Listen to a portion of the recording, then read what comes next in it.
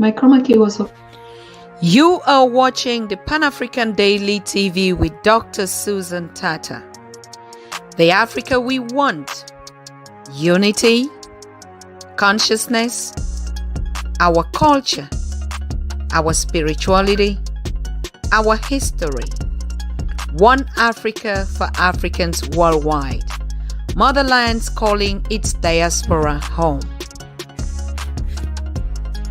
Join my voice. Join my team. Join my campaign. Campaign 21 hashtag 1 million subscribers on the Pan-African Daily TV YouTube. Be a volunteer. Apply now. Be the new Africa. How she is. Hey.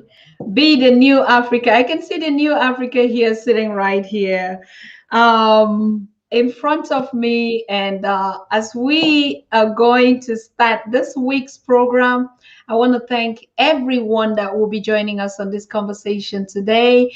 Naisha is here with me from the team of the Pan-African Daily TV. We're just relaxing while we're waiting on our guest for today, Dr. Leonard Jeffries, who is really high-end, exclusive guest. He's a professor at the university out there and has done a lot of projects on Black studies, right? He's one of the architects and the founders of Pan-Africanism and has been on so many projects on Afrocentric, Afro mindset, Africa, everything. So while we're waiting on Baba Jeffries to join us, Naisha and I just want to welcome you here, share some tips of the week, is also give you a little bit of feedback, what happened with King Maponga's Joshua's birthday. And we got a lot of feedback, a lot of thanks, a lot of appreciation, a lot of people, Africans saying that's the way we have to celebrate one another. So I don't know how your week has been. Our week on the Pan-African Daily TV has been a lot of work. Naisha is here. She's going to be telling you also a lot of development that she's been playing on her role and her engagement on our project. So yes, normally we also bypassing a program that we would have done. We did a certification for Pan-Africanism for volunteers and those that we see that are actually engaging. They're being awoke, they're newcomers, some are already there. And this certification, we ought to have given it on Monday and Tuesday, but because of the recent happenings on the continent and the diaspora, I mean, we're talking about the sudden passing away of, not passing away, killed, the president of Haiti, which has been one of the top-notch news on in the African communities on the continent and the diaspora. So, I mean, that news came to every African as a shock, and really we were broken by that.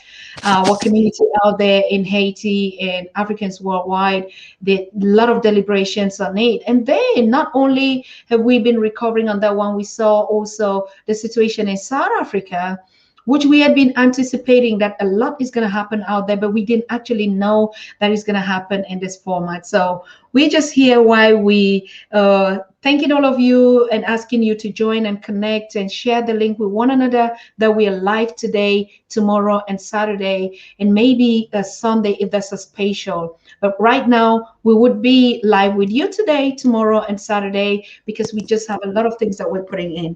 Back to studio. Princess, how are you doing?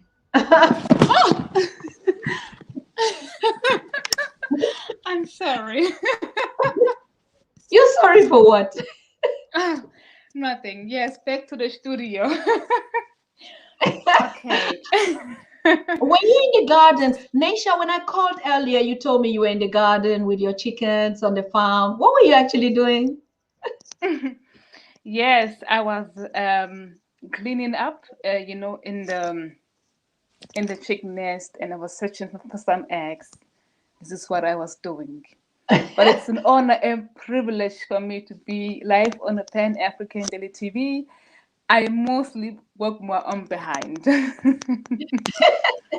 Yeah, but Yes. Naisha, this is your platform. It's you that is making this platform all what it is today. I just want us to, our audience to not feel left alone. Could you just tell them a little bit, like, what are you busy doing? I mean, before we even go to that point, how was your impression with the question and answer with King Maponga Joshua? It was How? beautiful.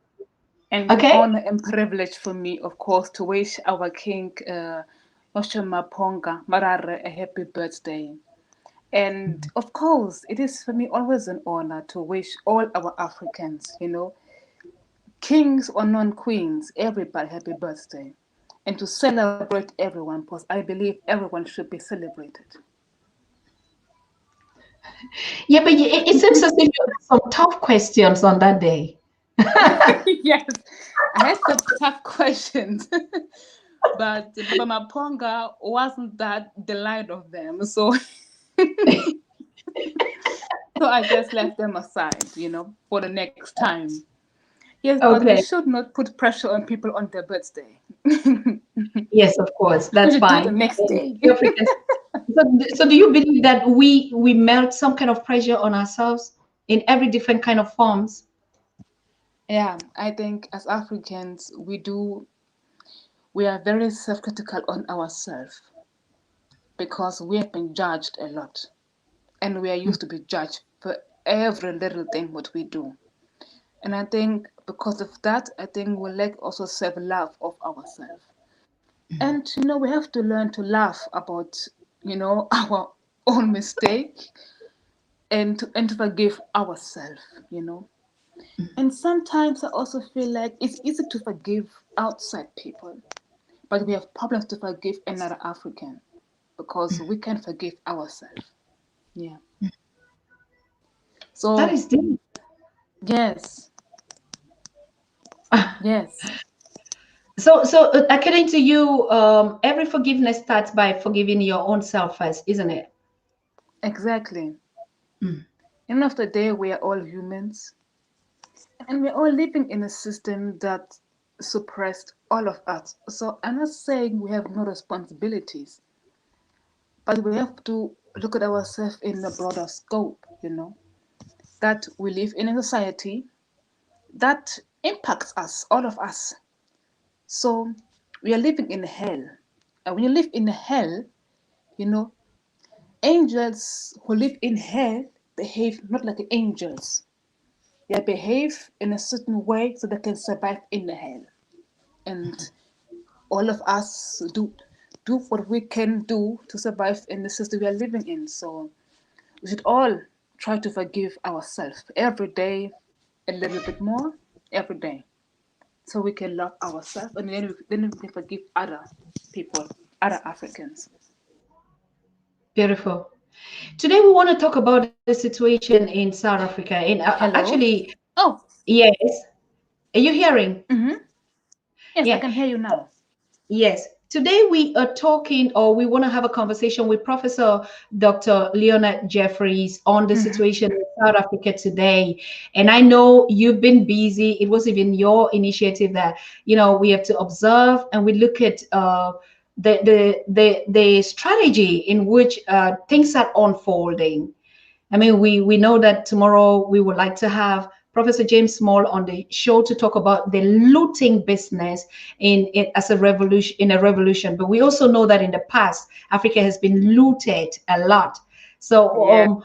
what do you think about that? I mean, we're just warming the platform for all of you that are Yes. joining us. Our guest for today is Dr. Leonard Jeffries, and while we are preparing the stage for him to come, myself, Naisha Melkon, the program director of Pan African Daily TV. I mean, Naisha is the one that would book the guests and do the program details, contact them, set the calendar for Pan African Daily TV, and I just come and I follow all those rules sometimes. So yes, so if you're joining us, don't worry, don't ask. Oh, we saw another flyer, and now we're seeing Susan and her daughter know. We are just warming the stage and also welcoming you, after this number of days while we're waiting on Prof to join us on this very, very hectic and hardcore conversation. The situation in South Africa is not it's not a frenzy where we just labor on, where we just report as news. It is a very serious and a difficult and a critical and a complex situation, as a matter of fact, from the history, from the past to the present, and even to what we're seeing today. But most often we're seeing the symptoms, what is happening, but we need to know the root cause. Even before colonization and slavery, what was South Africa all about? So yes, today we're starting that topic, South Africa today. And to understand South Africa today, we need to go to South Africa yesterday, today, and what would the future look like? We're already seeing that the young people are taking it into their hands to redesign the future of South Africa. But one question is, why South Africa? South Africa is like a country nation. It's like a country on the continent of Africa. It's not like they have some particularities that don't look like the other countries. What is the difference? What's your opinion about it? That's a very good question, and it's a very good question. And I love what you also say, the looting, business, and why South Africa. What I don't want is to take those Africans or African Americans and make them the face of lootings, because this is not true. And I'm not saying that looting is the solution to our problems, but sometimes, I feel like when I see those, lootings, I see victims. I'm not saying we're just victims, but I don't think we should put pressure again on victims. I mean, the biggest looting are those big companies. Why don't we talk about them? This is something that, no, I really mean it. Somehow we always run after those petty little thing, but the big lootings of our gold and diamonds, we'll talk about them. The lootings of our people, we'll talk about them. Those big companies who've been looting for a couple of years, centuries, we never talk about them. This is a man of putting lootings. This is, in my opinion, big time lootings. You're so true, Naisha. You're so true. And that's why we want Professor Dr. Leonard Jeffries to tell us exactly how does it become that always the victims of a system become now the people that are always blacklisted. We don't talk about the lootings and the genocidal systems that are operating on this continent and its people. We don't talk about those things. That one, it's good, it's fair, it's white to do. But because hungry people of a system that has been under this kind of pressure is going on, and then we start the blame game. Oh, they are lazy. Oh, it's because they don't want to work. Oh, they are xenophobic in nature. And so who is more looting than the other? Absolutely. In my opinion, those are the biggest gangster in the world. I'm sorry. Not really. It's like, even when we look at the drug dealers, it's always somehow our men putting their face on it. But who is buying those big businesses? Who's even transporting those? So I think, okay, I do understand that we should not, support lootings on other Black people who own their businesses. I understand that. And we should try to find a way, how can we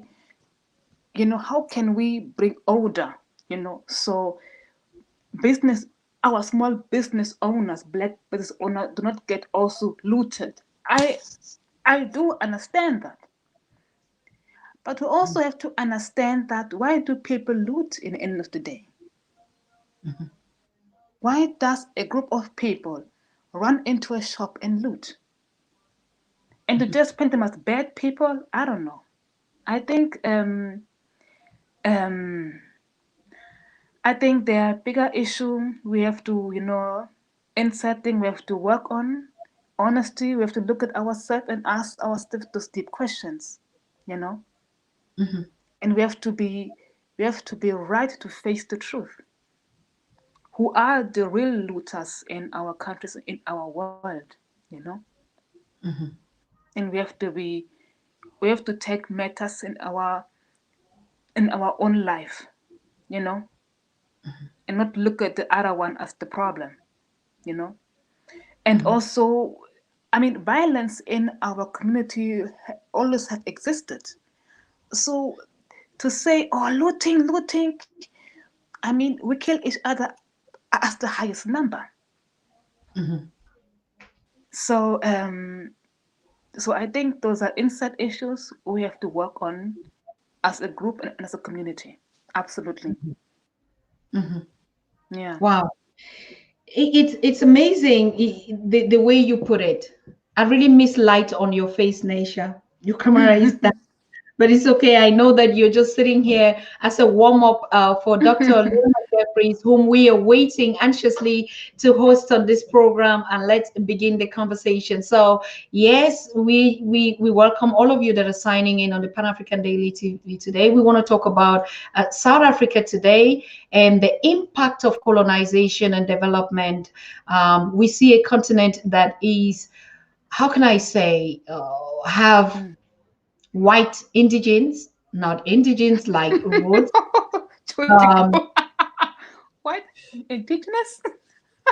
So sorry. no, I said white occupants or white now that are part of the South Africa today.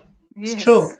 Um, and so that's why the question of South Africa is so complex. I don't trust myself. We don't trust ourselves to really would say, what is the way forward? How are we going to balance this? Because it's so complex sometimes, somehow in its nature. Do you have that impression? I think Dr. Leonard Jeffries is there.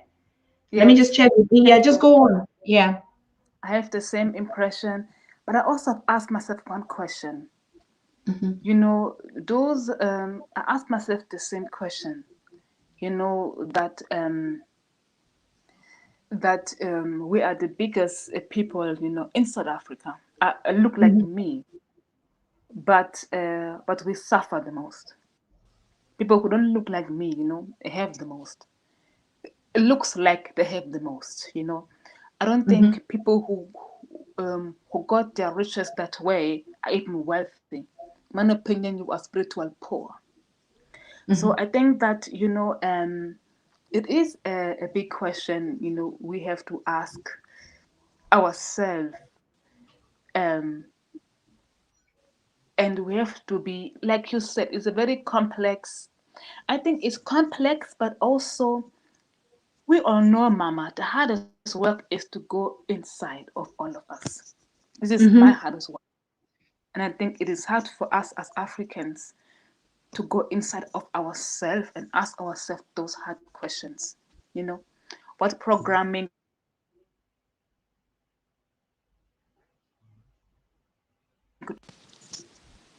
because in the system we are living in, we all self hate inside of us, deep down. Mhm. Yeah. Yeah.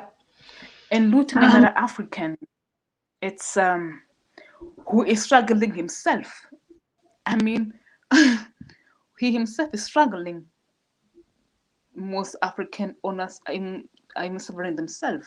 Looting on them who's trying to do something. Yeah. mm. Mm. It is hard, but these are questions, like you say, we have to go deep into ourselves and look at the reality. One thing that I'm very certain about, Nature, that we are not going to have in South Africa is like, it is never going to exist again that there would be no white people in South Africa, isn't it? I don't see it. It won't happen. That those are basic facts that we say critical perspective of it, except they would decide to leave for whatever reason. So the reality is there.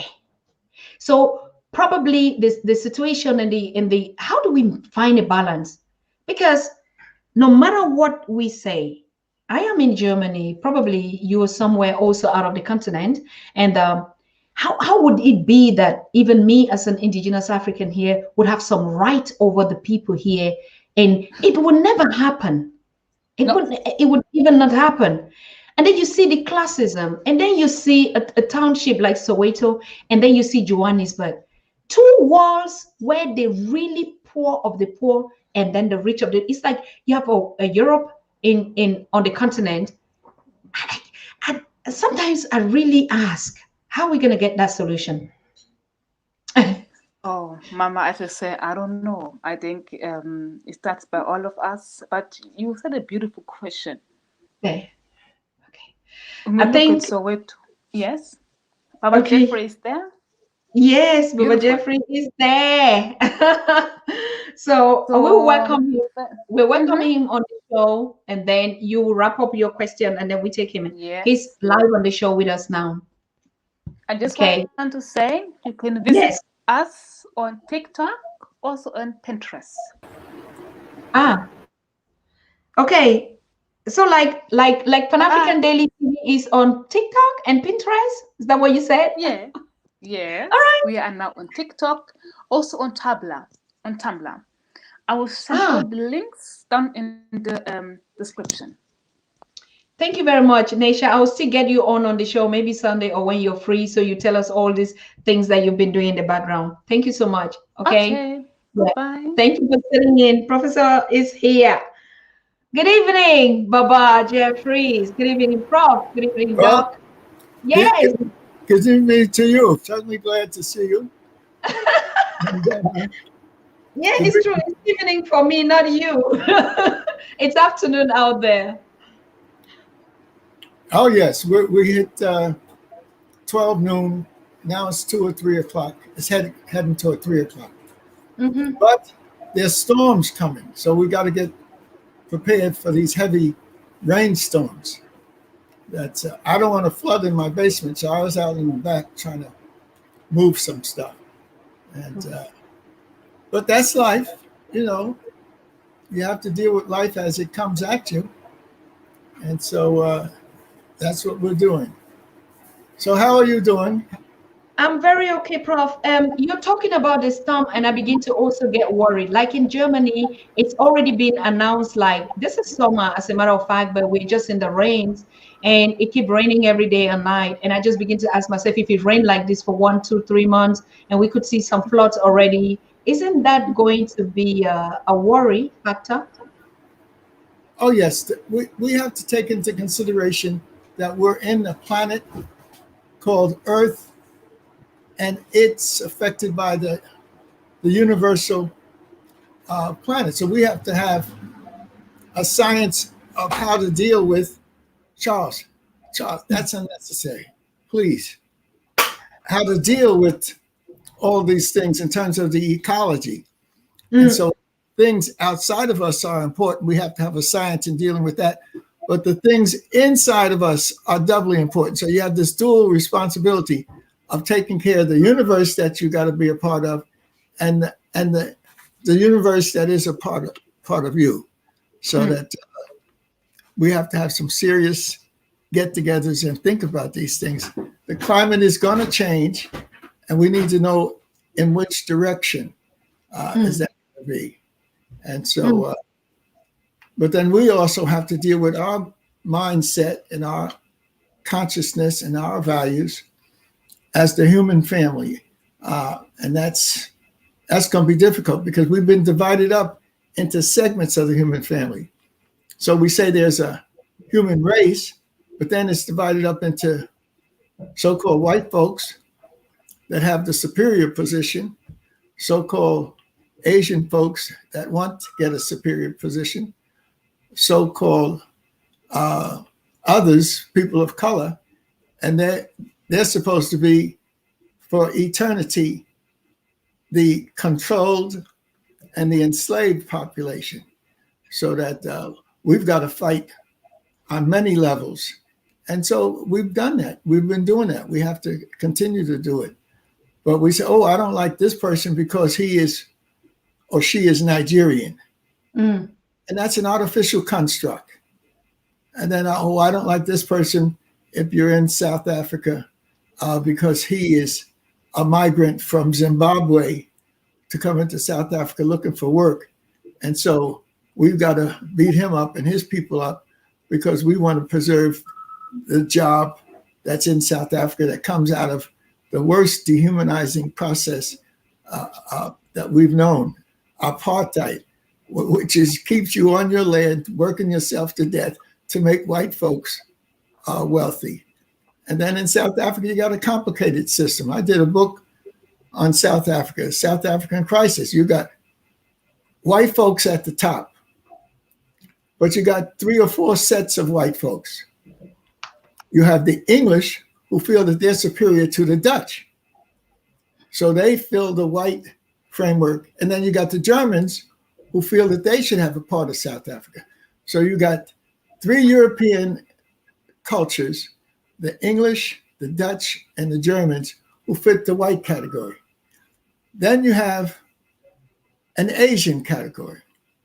And so the Asian category will include various people from Asia, but they all have different. The Chinese are different than the Indians. And then you have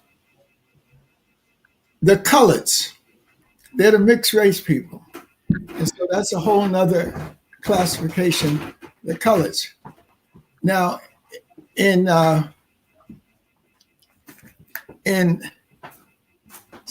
deep southern Africa, you have, next to South Africa, you have Namibia.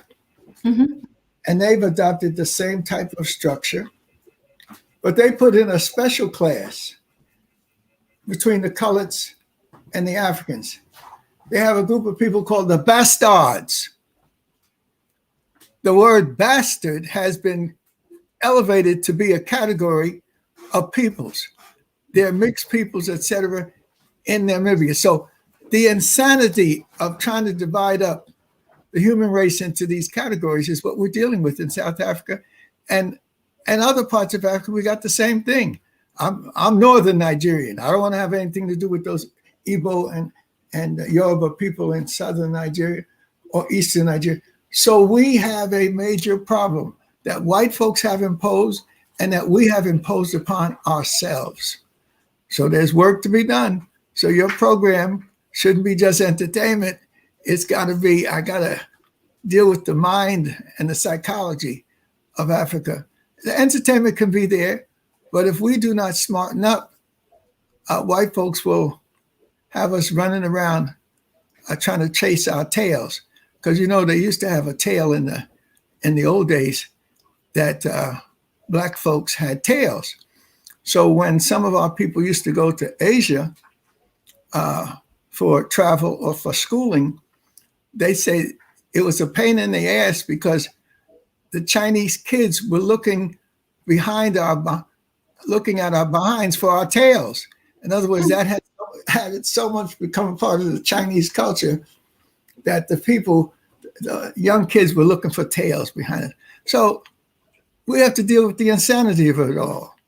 And that's why it's good to have this technology that's available and to have a spirit like yourself willing to get in the middle of the technology and look like a princess and a queen and look like she's worried now because Dr. J is coming on heavy. But that's the story of my life.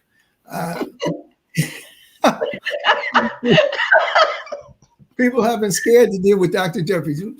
And other people say, you wanted him to come to the conference? Well, the conference is going to have several hundred people and it's going to have 20 presenters. So I'm sure he could fit in. No, he'll be raising more hell. I'm just the nicest, sweetest guy in the world. But I do have some ideas and I'm going to fight for those ideas. But, and that's the story. Put my name in the computer and it come up the worst person in the history of the world. He's a fool. He shouldn't be teaching. He doesn't know anything about it. And so that's great that they feel that low. You know, they can go that low with me because that means they ain't gonna never know who I am, you know. And then they go low, making me, you know, an African who don't know nothing. Then I mess with them. I say, oui, je comprends très bien. Il y a des difficultés parmi vous. En ce qui concerne, qu'est-ce que c'est là, le noir? Qu'est-ce qu'il a? And qu'est-ce qu'il peut faire? Hey, boom. And then I say, well, we'll let that drop. But voulez-vous coucher avec moi ce soir ou demain matin? In other words, you just mess with the people. In fact, my French roots were so strong that it allowed me to be connected to one of the greatest works of anybody, white, black, Asian, and that was the great scholar Cheikh Anta Diop of Senegal. And this is one of his great works. This is the greatest work. And Civilization ou Barbarie. Now, when I met this work, this is the translation that I helped to get a scholar to translate. But when Charles, don't worry about it. Don't worry about it. When I studied Cheikh Anta Diop, it was in French. And so I had the courage to try to say, I'm going to help translate the book, which I tried to. But the first 100 pages was not Cheikh Anta Diop speaking to ordinary people or ordinary professors. It was Cheikh Anta Diop speaking to the world scholars. And so the vocabulary and all of that, I needed to get 50 books in order to translate his great work, because it was the first 100 pages is African, the Africans in the origin of human civilization. So he had to put some heavy stuff out there, and then I had to try to translate it.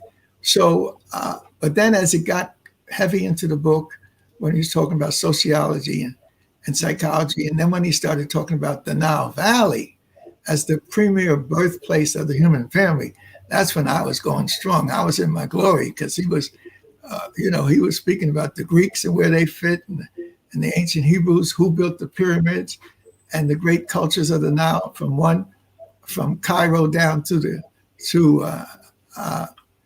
and I have my T-shirt under here is about Nubia. So most of the world goes to Cairo and they see the Giza pyramids and they're happy about Nile civilization. Then they float down the Nile a few hundred miles and then they see the temples and whatnot. But very few people go further south past Aswan because you have the great rapids there. But when you go to Aswan, you're coming into Nubian territory. And that's the deep culture of the Nile Valley. And you can go all the way down to the fifth cataract. And so I've had a chance to experience not only Cairo and Giza, but to go down into Nubia. So my T-shirt says, Nubia, the keystone of African history. And most people say, well, Nubia? What about Nubia? And then, they have a little bit of knowledge. But the deep knowledge comes from year after year, going back and forth to Africa and meeting these great scholars. And we are a family. You don't get into a conflict with them. You get into a love of the brother and the sister who's producing and allowing you to produce even more. So we're on a victorious path. And that's why we have to get into that history. Now, this is the brother who realized that you needed not only to master the African history, and so he was into African languages and culture, but you also had to master those Europeans who went deep into the history of the world. And so you had to master French, not because you wanted to write and speak some nice poetry. You had to master it for those French scientists and historians and anthropologists who were digging up the history of the world. But then you also had to know the Germans, because they were looking to link their origin to ancient history. And then if you were smart enough and had enough capacity, you need to learn English, because the English became a dominant culture in the world.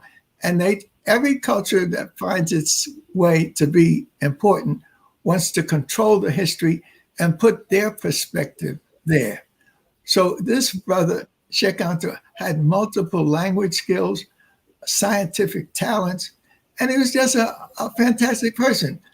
But he realized in order for us to have this culture come on the world scene with power and energy and dynamism, we had to link it to not the traditional English, we had to link it to the children of the English, the Americans.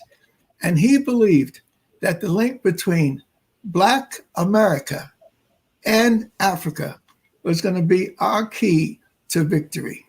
And so that's an amazing story. Most people don't understand that he said the rise of this knowledge with power and significance is going to come from the West, which means us in the Caribbean and in Brazil and in North and South America. And it's going to spring back to Africa. Ashe.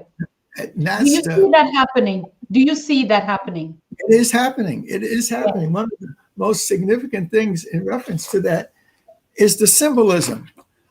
In the world, you have statues. One is found in the harbor of New York, and that's the Statue of Liberté, the Statue de la Liberté, that was conceived of by a Frenchman, Edward René Lefleuve de la Boulaye. And he had a special relationship with Africans in France because they had Africans helping the French fight the monarchy and put in another republic. You had the French Revolution, that's the first republic, and then the monarchy was destroyed, but then people reestablished it. You had the Napoleonic era, and then Africans helped bring in the Third Republic, and that was the time of the 1850s, and that was Edward René Lefleuve de la Boulaye was grateful to Africans who participated, and so he wanted to thank Africans, and so he came up with the idea of a Statue of Liberty. And but politics and economics and psychology moves on through the world. And so the people who got control of the statue were not people who appreciated Africans. They were people who wanted to restore the new white leadership and whatnot. So the Statue of Liberty in its basic idea comes out of the African struggle, but most people say, oh, it's in the harbor to welcome the immigrants, the white immigrants coming in from oppressed areas of Europe. And they don't want to hear nothing about the African. Now, no white immigrants came in chains. The white immigrants came in boats. They might be poor. They had their sacks on their back, and they were looking for a new life. But the key to the Statue of Liberty is the chains. And so that she has a broken chain in her hands and also at her feet. And so that most people will say, well, Black people came from Africa to America in chains. But where's the history of the Europeans? No, the Europeans don't have a history. They came out of the poor areas of Europe. They came from the starving masses of Europe, and they were looking for work.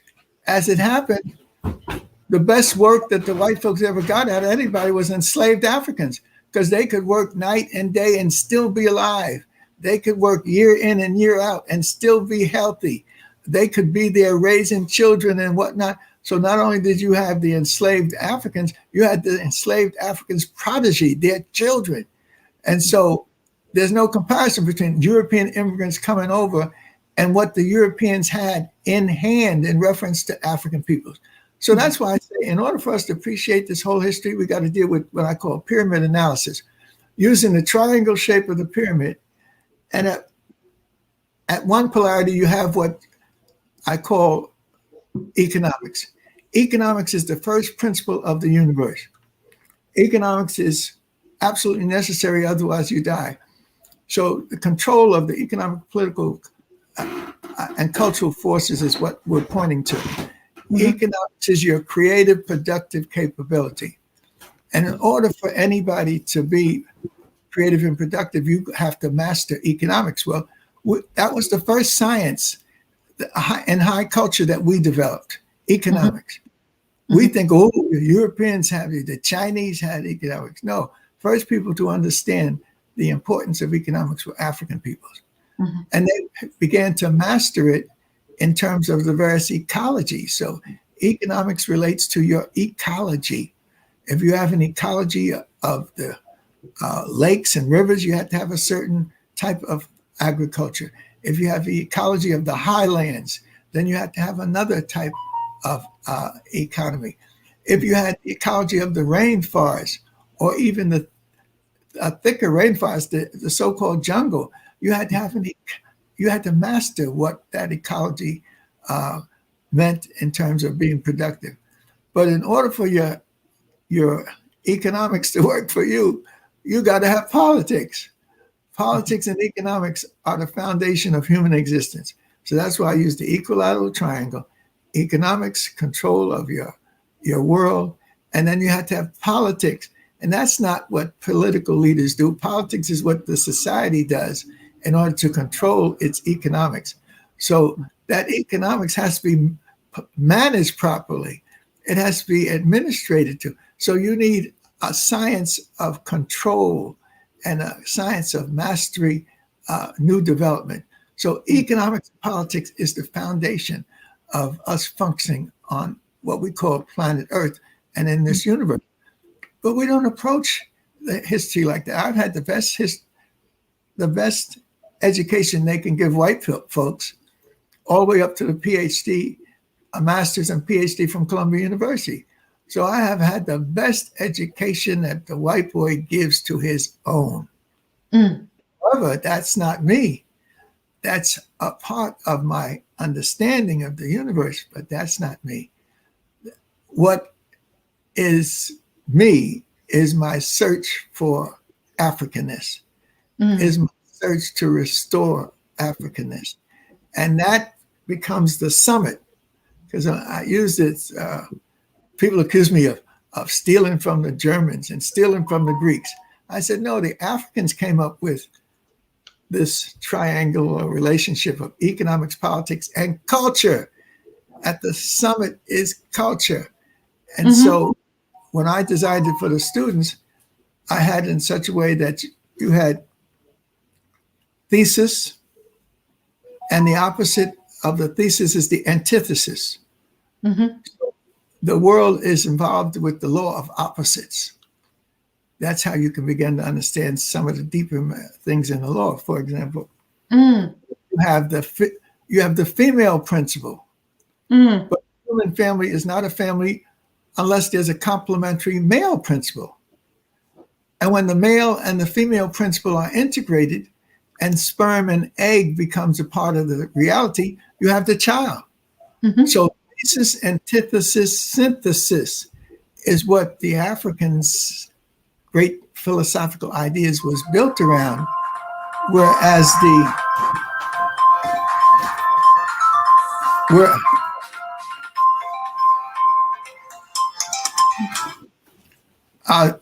that might be a call from Dr. Shekanta Diop. Yes. Calling in from heaven saying, go to it, Dr. J. Keep pushing Say, hey.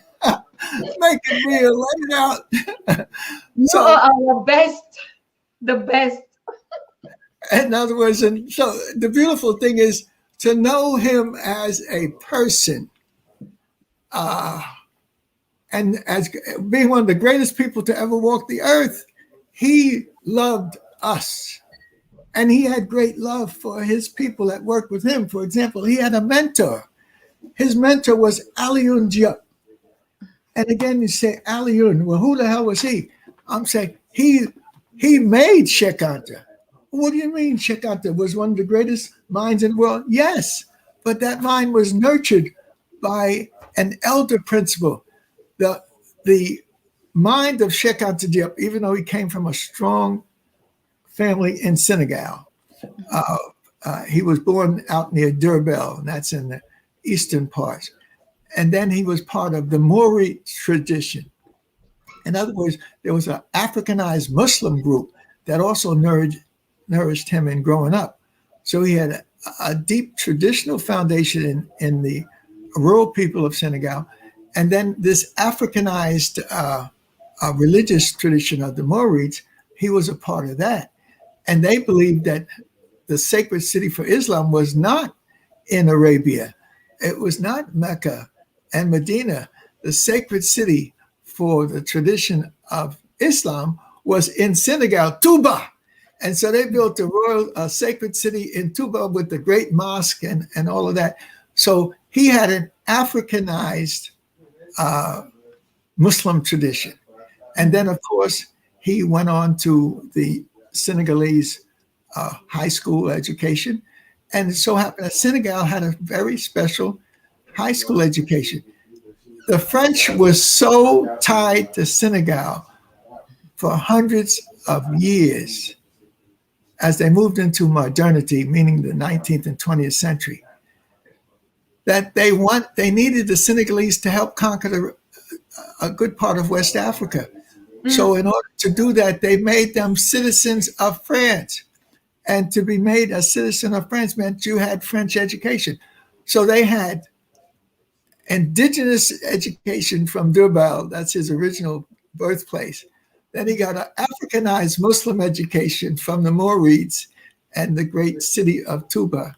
And then the French or the European educating the African normally would give them just enough to be helpful. But with the Senegalese, they said these folks can not only be helpful to us, they can help us conquer the good part of West Africa. So they actually armed the Senegalese to be tirailleurs, the Senegalese fighter and soldier. Then they educated them with the best education. So, probably some of that education that came in from the capital, Saint Louis, and the later big city, Dakar, that education was better than they gave to the French. Most French had ordinary education. They gave the French on the Senegalese, the best education because they needed them to maintain this concept of empire. So we've got to go deep when we do these things. And unfortunately, we just don't have enough time because we're playing with the TV. We got these Zooms and you got the women looking good, and you got the men playing music, and we're not going deep into the origin of humankind and the development of humankind. So when I put thesis, antithesis, synthesis, they said he stole that from the Germans, meaning me. I said, no, I didn't get it from Germany. I've been to Germany. I don't owe the Germans nothing. And then they said, well, you got it from somebody. You couldn't have got it from the Africans. So they said, well, we know who you got it from. You got it from the Greeks. And you got it from Aristotle and all of those people trying to deal with thesis and antithesis, just like Hegel and the great Germans were trying to deal with looking at the Africans understood the forces of the universe thousands of years before there was any European who had a decent thought in his mind, before any Asian had a decent thought in his mind, before the Arabs had any decent thought in the mind. Africans had thought through that thing for over 5,000 years and laid the foundation for the modern world. The Greeks borrowed and stole from the Africans. The Germans borrowed and stole from the Africans. The French were so obvious, they said, we're going to make you French citizens. You're going to be a part of France, and you have the citizens that French people have. In fact, you're so needed in our world, you're going to have more than the French citizens have, because we need you more than the ordinary citizen. And as it turned out in the 1800s, in the wars that the French fought, in the French Revolutionary War, and then you get into the 1900s, and you get World War I. It was the black soldiers, the tirailleurs that saved France. The Germans and others were fighting this trench warfare in these trenches like rats. And in fact, the rats were in there with them. And so the victory was won when millions of Africans were given arms, were given training, were given education. And with their fierceness of not fearing death, the Africans saved Europe. And they were rewarded for it.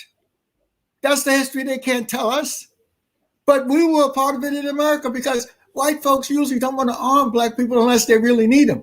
And so they didn't. White folks in America said we don't need to arm these black Americans. So the French said, if you don't have sense enough to use your Africans, your African Americans, send them to Europe and we'll put them in the French army. And the Americans, so racist, they said, well, we don't really want to arm these black people, and because we want to keep them oppressed, we don't want them fighting for their liberty. And so they refused to put black folks in the American army until the Europeans were falling. And then it got to the point where the French said, if you don't have sense to use your African American population, we do. So send them to France and we will train them. We will give them uniforms. We will give them arms. And that's what they did. So when the war was over, they had to give tribute to these blacks from Senegal and other places and the black Americans. Because when the black Americans went to join the French, they were given French armored uniforms, French guns, and they knew how to be in those trenches with the Europeans, trench warfare. Black folk were perfect for trench warfare because you had all this barbed wire and stuff, and you were in these old trenches with the rats and stuff. Black folk knew how to get through the barbed wire, climb up out of the trenches, and then in the night, get over to the enemy side, the German side, and slit some throats and whatnot, and then scoot back over to the French side. They were night terrors. In other words, the Germans were so afraid of this black terror coming that they couldn't see in their damn trenches. The history of us fighting in the wars is a story that has to be told. And so, but they can't tell it. But they have to do it. Now, when the victory was won, because of millions of blacks fighting to help Europe save itself, when the victory was won, they had a victory parade up Fifth Avenue in New York. The most important place in New York is status is Fifth Avenue. So they marched their troops, American troops, up Fifth Avenue. But who the hell headed the American troops? The columns of American troops. They were headed by black soldiers. Black men led the victory parade up Fifth Avenue. And who were those black men? They were the black men who fought in France and helped save Europe. And so they were armed with what? French uniforms. They had French arms. They were wearing French uniforms. And when they marched up Fifth Avenue and they got to the end of the great park called Central Park at 110th Street, and there were thousands, millions of people aligned. And then when you got to 110th Street, that's Harlem. That's where the black historic community starts. And so there were hundreds of thousands of black people there at 110th Street and beyond. The black troops, the parade was over at 110th, but not for the black troops. Those black men that fought, they marched through 110th. And went into Harlem. So the people are there cheering them. Then they went up to 116th. And that's where Malcolm X and others had established eventually the mosque and the Nation of Islam. Then they went up to 125th, the great commercial street. And there were thousands and thousands of black folk there. And then they went past 135th Street to 125th Street, to 135th Street, 145th Street. And the French, I helped the French when they came later to establish a monument at 145th Street. It's on the highway there, and it's the Hellfighters Monument, the Harlem Hellfighters. And when the French came to restore that relationship, they needed a French-speaking person to help them. Of course, I was asked to help. And so they have a George Washington monument right there for the black people, the same as they have in Vatican Square, a George Washington monument, a symbol of resurrection and rebirth. The same thing they have in France in front of the Louvre. After you march down the Champs-Élysées and Arc de Triomphe, and then you get down toward the Louvre, then you have one of the monuments of resurrection and rebirth right there in France. The Pope has the largest monument in Vatican Square. Why would these people of greatness in Europe, why would they take the African symbol of resurrection and rebirth and put it in their sacred spots? They know more than we know. We've been told to turn away from African things and then go into the European things. They master the European things, but they also want to have mastery of the African things. And when they put the Pope in the middle of Vatican Square, is the George Washington Monument, so-called. Why would the Pope want to have the African monument in the great city of Rome? Well, it's not only the Pope, it's the various popes. Rome has more symbols of the resurrection and rebirth monument than any city in the world, including those in Egypt. The holy city of the Pope, the holy city of the Roman Empire, has these symbols to African greatness. How come we don't get that in the classroom when we're being taught? We've been tricked. We've been bamboozled. The Washington Monument was even conceived, the city of Washington was conceived by a Black man called Benjamin Banneker. He conceived of a city laid out. How? Like the cities were laid out in Egypt. And so we need to get into this serious history. We've been playing with it, and that's cool, but we need to go deep, because who's coming at us? The Arabs coming at us with unfortunately racist ideas about Black folk. The Asians are coming. Now, there's a book. Charles laid out some books. He didn't lay out the best book. One of the books that the Asians are coming. In fact, people say, no, the Asians are going to help us build our world. They're going to help us. They got atomic bombs and stuff like that. They got new cities. They're going to have, but they don't have that spiritual content of what culture is. We have that. But this brother here, he's written, no, Charles, this is not, but this is good enough. The point is made. This is the 3rd century, America's resurgence in the Asian era. Joel Kotkin, American Jewish scholar, who talks about the rise of Asia. But there is a Black man who has written 3 books on, he's a Black reporter, and his story in traveling and living in Africa has a lot of similarities to mine. And I'm trying to write something, because I thought he was a mixed or European person. But then when I had the chance to read his other 2 books, no, this is a Black person. And he talks about the difficulties in Africa the way nobody else has ever talked about it.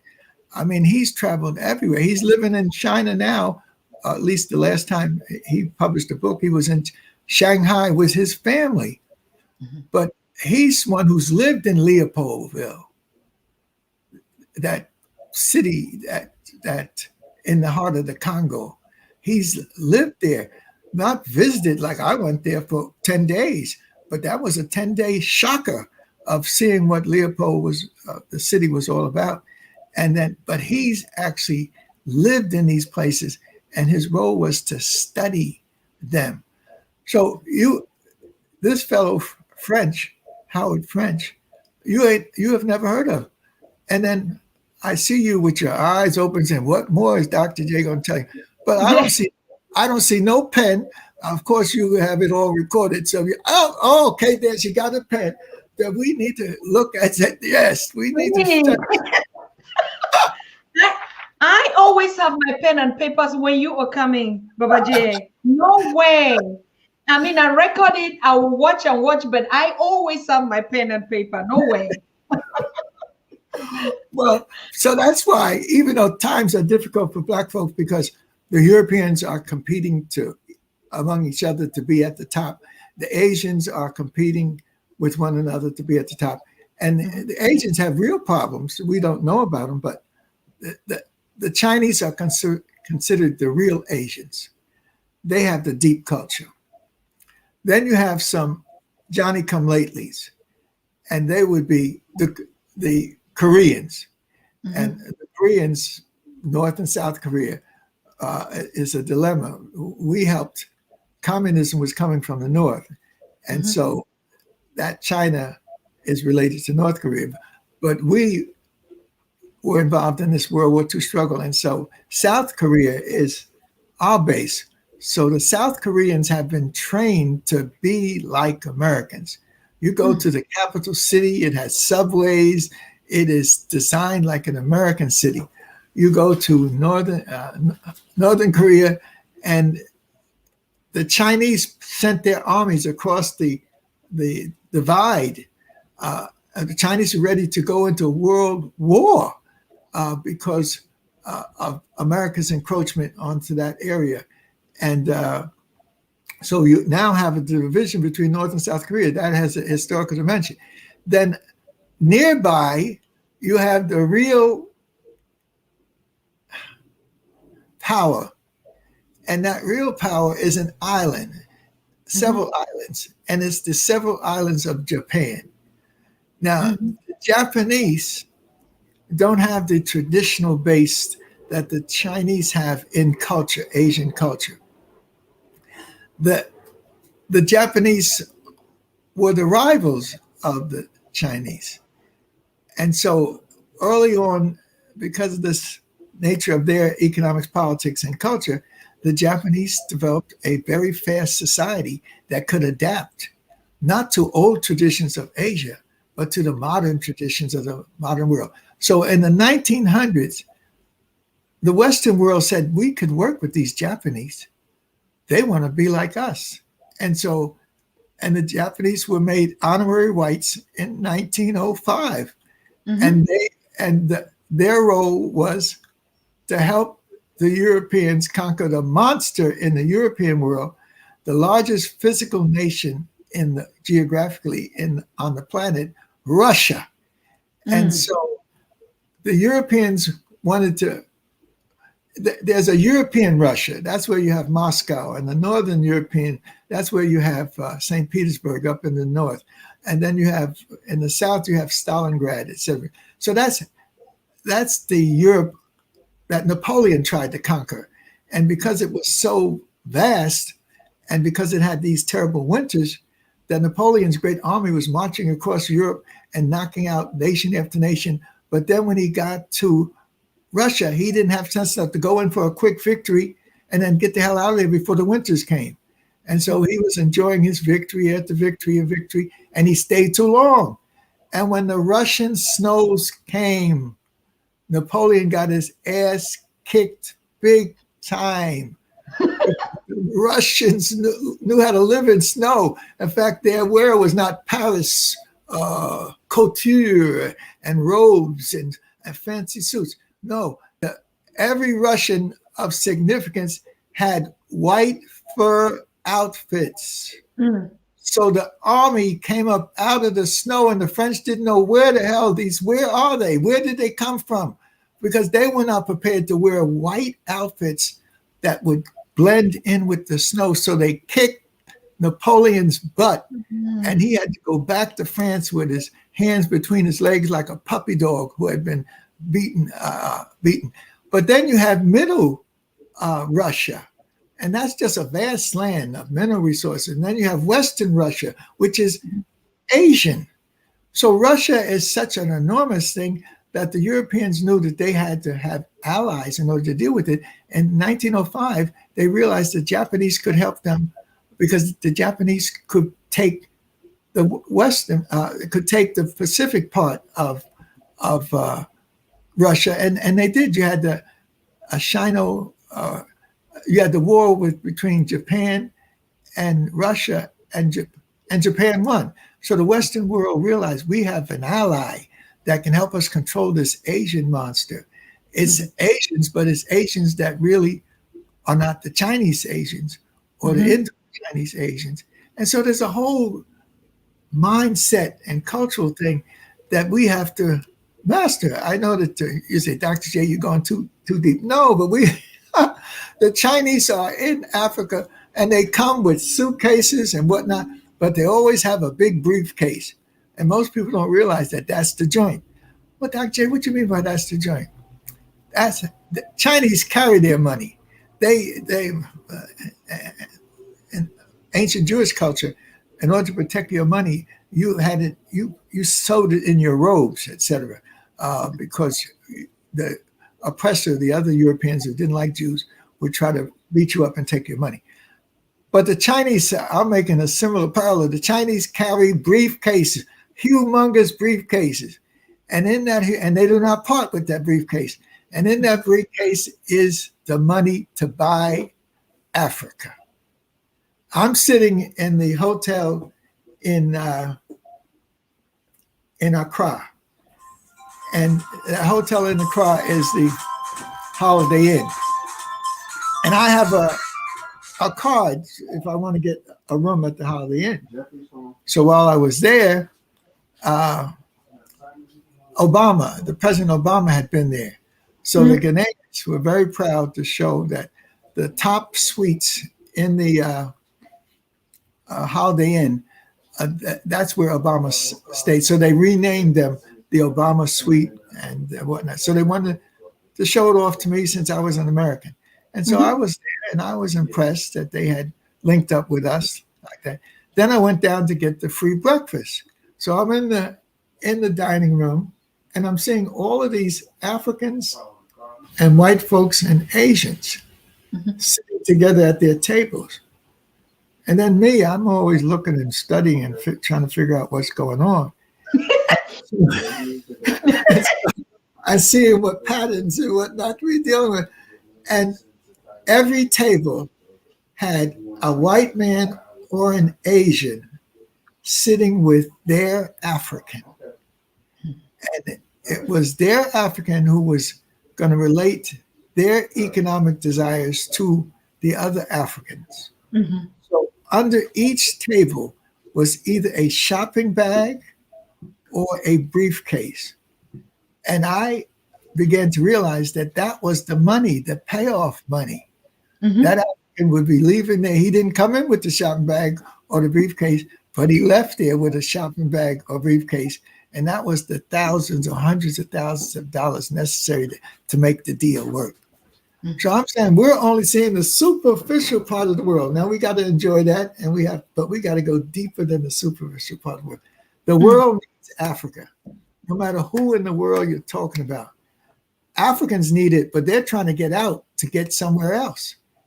There are thousands of African students that are being taught in other lands.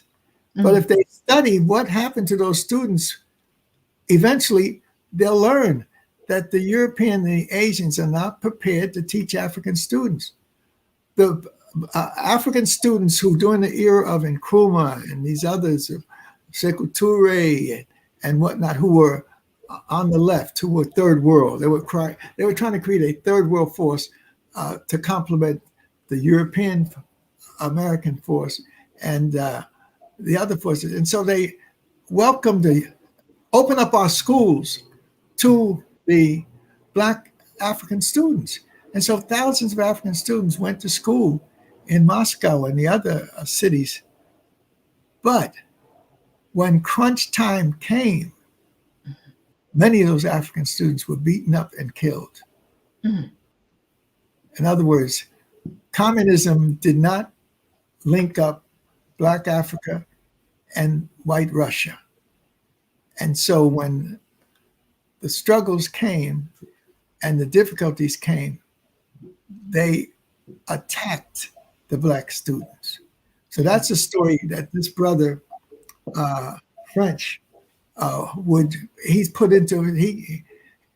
He traveled around the world, so he was able to put, I'm going to read more of his work, the difficulties. Now, that difficulty of the Black student from Africa thinking he's getting a good education in Russia, and he might have gotten a technically superior education because Russia was interested in technology. But that is happening now with the Black students in China. thousands of black students, hundreds of, I don't know how many thousands, are in Chinese universities learning Chinese now. They're speaking Chinese, but they're suffering the same type of thing that the black people are diseased and sick and whatnot. And I wouldn't be surprised if some of the blame for this virus that's going around is put on black students, because they had cases where they told the black students, you got to go home. You know, we think you may be carrying this virus. So I'm saying that there's a lot to learn. I mean, there's a positive that there's a rise of African peoples, but there's a negative that the forces, everybody is arrayed against us.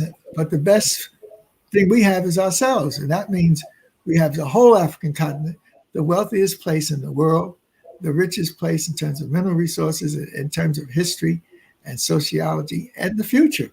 All of the mineral resources that you need for high technology, you find them in Africa. You find a farmer, he's farming up his land and he sees some mineral resources down there. He don't know what it is, but he's smart enough to take a bag of it and then take it into somebody who knows what it is, even a European friend, and they say, wait a minute, that's the stuff we need for the high technology. So Africans are running away from the richest part of the universe that has been given unto them, trying to go to China and to Europe to get a sack full of nothingness. And then, so we're losing out. We need a whole African plan on what we have to do with the continental African and the African that spread to South America, the African that spread into the islands of the Caribbean, the African who is in Canada, and of course, the African that's in the Pacific. So we have enough to do. The challenge is there. And so we don't have to look as beautiful as you are with all this fanciness that you've done to your hair and the ears and the eyes and all of the nails, even the nails. Nails used to be, they just put some little nail polish, and now we got colored nails and whatnot. And then, wow. But yes, you need the physical beauty. It's necessary, but don't take it to exaggeration.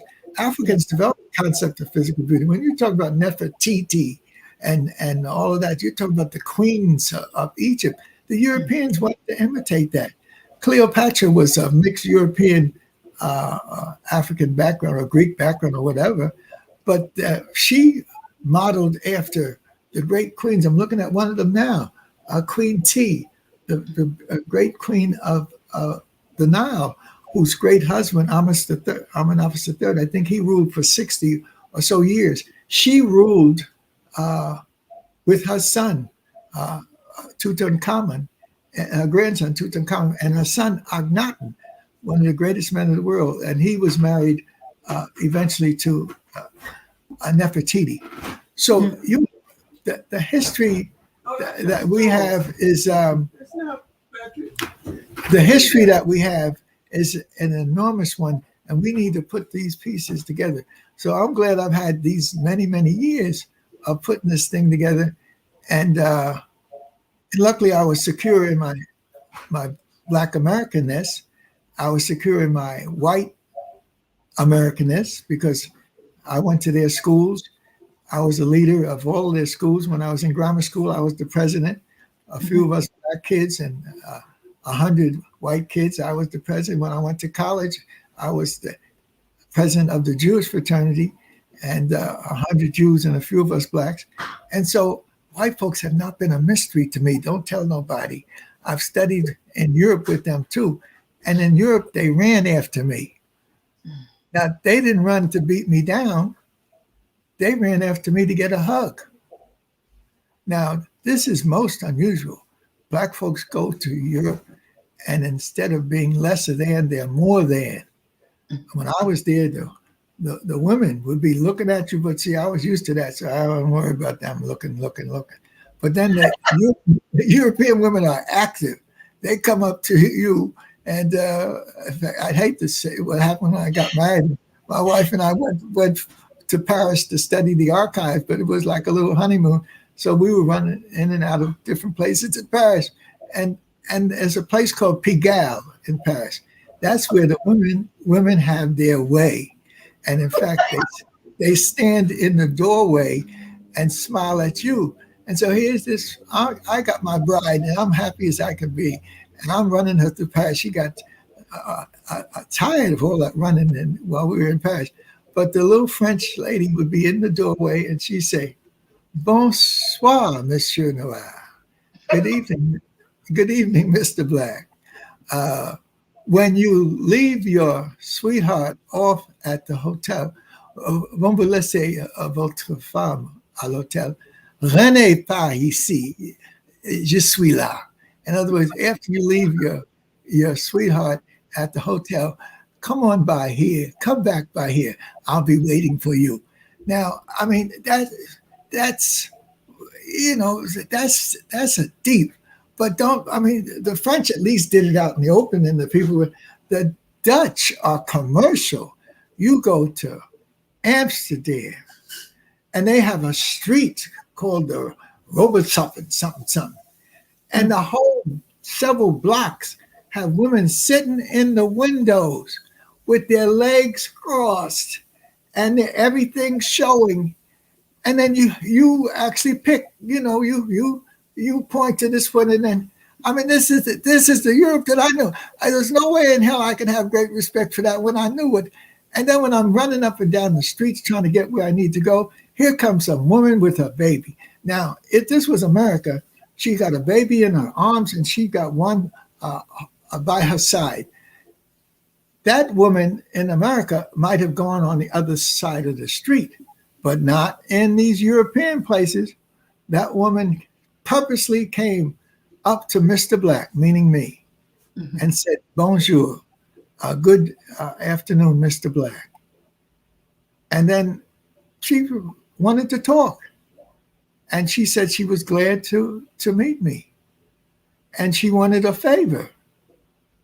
Now, this was not the sexual favors that sometimes they want. This was a psychological favor. She said, "Could you embrace my child?" I grew up with white folks, black folks, and whatnot, so I had no problem with that. So I took the baby in my arms, and she was so happy she didn't know what to do. And then I touched the little one on the head. She said, "You have blessed me." They have a tradition. If you meet a black man and he holds your child will be blessed. Now, see, that's the stuff that we don't have a clue because we don't really live in. I lived there 1 year and a half. That's when I met Cheikh Anta Diop in Paris, when Spirit told me, leave Switzerland with all of this going on and go to Paris. And I told the creator, I said, "I haven't left anything in Paris. Why would I want to go to Paris? Why would you want me to go to Paris?" I said, "I'm happy here along this lake. The people are very nice. I can go skiing." Can you imagine a black man up in the mountains skiing? Mm-hmm. People say, "Dr. J, you wasn't up there." I said, "Of course. I was a student, and the students went up, and you could pay $5 for a weekend." And so when they would have their motor scooters, and I'd be holding on to my Swiss buddy, schoolmate, and they'd be driving all the way up into the mountains. And then when you get to a certain point, you have to take the train, and then at a certain point, you have to take the lift, and you're above the clouds. So here's this black man from New Jersey and New York above the clouds, looking at these mountain ranges and whatnot. And then for that $5 there, you can get ski lessons. So here I am up there trying to get my little ski lessons together. Now I could play basketball, baseball. I played sax. I didn't have sense enough to take my sax, at least take the mouthpiece to Europe. The people said, "You play sax? Where's your sax? We want to hear you." In other words, we were athletes. We were scholars. In other words, it was unbelievable. Now here I am, minding my business, trying to learn to ski. And here comes a little pisser about this high, a 7 or 8 year old. And he comes down with his skis, looking at me with eyes all open and whatnot. And then he gets in front of me, and I'm trying to get him out the way because I'm doing my ski lesson. But no, he looked at me and he said, "Bonjour, Monsieur Noir. Good day, Mr. Black." And I look at him and I said, bonjour, petit. Comment allez-vous? How are you doing? And then we got into it. And then he wanted to know, his question was, bonjour, Monsieur Noir. Vous êtes African. Now, are you African?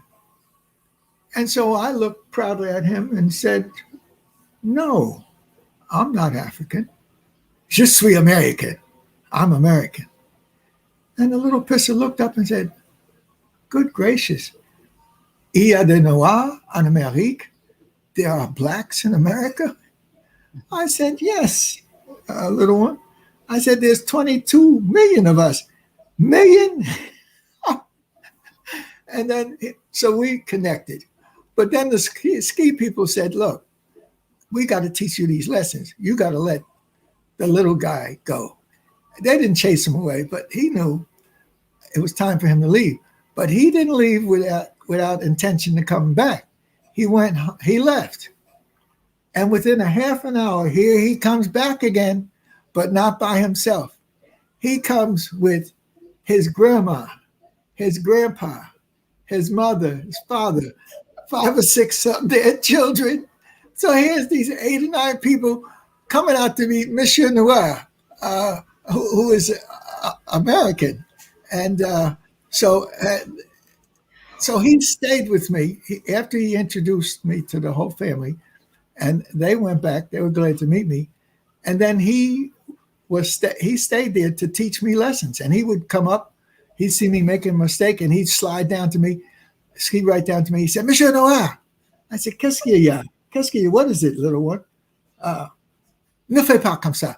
Don't, pour freiner, il faut faire ceci. In other words, he could see I didn't have my techniques together. He was saying, in order to break, you got to do this. In order to do this, your knees had to be. I mean, the little sucker was actually into teaching Monsieur Noir up into the clouds of Switzerland. Now, after the weekend gets over, I mean, toward the end, you got to go up to the top of the run. And you can't just be there. White folks could go take off their tops and get a tan. I didn't need a tan. Nature gave me a tan. So you go up to the top of the run, and then you have to come down. You have to come down. That's my wife's telephone. You have to come. Yeah. You're highly appreciated, Dr. J. We know that your telephone is 150% busy. I call it all the time. It's busy. Yes, it is. But luckily, that might be Dr. Some. But at any rate, my God! I called Gerald, and well, then that's good. He'll call back. She's having a fit now because her younger brother, who was her, calling from Hawaii, and he's been out there for years, and she loved him. He had freckles and whatnot, and she's now walking through the house saying, that was Gerald. See, I tell her, answer that telephone. I don't want to. I'm doing my work. I'm trying to. And I called him yesterday or so. I said, have we called Gerald? Now here's Gerald calling her. Now he was helped by Malcolm X when he had trouble growing up in Harlem when there was a big drug problem. And Malcolm X helped him and got him together. And then eventually he went to Hawaii. So he's been in Hawaii. He's been doing great things in Hawaii for years. And she's now saying, it only rang about 3 times. She was not rushing to get to that phone. Now she's saying, he'll call back. But her Gerald is been in Hawaii for years. Now she's been out there to visit him. Rosin has Asian experience. She's been out to Hawaii, and she actually went out to, you can't get it, Charles, so don't worry about it. She went out to Korea. Get me one with the dolls. And because one of our good friends who gave me a set of dozens of books on the Harlem, on the study done by Howard on the African burial ground. But Rosalind is responsible for how you let the panties fly off, Charles. And that Charles don't have no good sense. Here I got my little baby, and they got the nice little underwear. Oh, And look, oh my, Baba J. she got some melanin too. So this brother who brought me to California to set up the Black Studies program in 1969, he and his wife designed this doll called Baby Whitney. Wow. Isn't that something? And but Rosalind designed it. She was inspired by the doll, the Akwaba doll of the Akan culture in Ghana. Yes. So this one doesn't speak and doesn't, but it's soft, so it could be used even as a pillow for a baby. Yeah, like the silicone ones, right? Yes. So there she is. And she, hey, Dr. J has put me on the international arena. She's been waiting for this all her time. Yep. She looks like me, Dr. J. Look the hair. Yes, that's right. That's right. And got big eyes like you and whatnot. Yeah. Hey, look at that smile. Oh, the red lips. Yes. Oh, goodness. So they actually, Rosalind went to Korea because Mel Whitfield, the brother who designed it, and because the quality was not as good as the earlier quality. So they could observe the quality as not being as good as it should be. And then they found out that the master craftsman, the Korean master craftsman who helped design it, he had passed on to glory. And there were less skilled people. And so they were able to make that correction. Can you imagine flying halfway around the world to be worried about some doll? Yes, they're supposed to be worried about us dolls and whatnot. So don't tell folks you saw Dr. Jeffries playing with a doll and including pulling up the little red panties and stuff. Whatnot. But that's the father instinct. You know, that's the father instinct. Dr. J got his little baby. Yeah, Prince, yeah, baby bed. Yeah. Baba J, are they available for sale? I don't think so, but there are similar dolls like that. I'm going to ask Mel Whitfield. He just called me. He's now, and I can't tell him that the books, the dozens of books that he gave me, I can't even tell Charles because Charles he always wants something over my head. But it wasn't me. Our basement flooded, and these boxes of books, they got wet. And so you're talking about 100 books or so. But I stayed all night the other night trying to dry them up so they didn't get moldy. And so, but why? Because this is a scientific study done by what? African scientists from Howard University, meaning African American scientists from Howard University, who were studying the bones that came up out of the ground at the African burial ground in New York.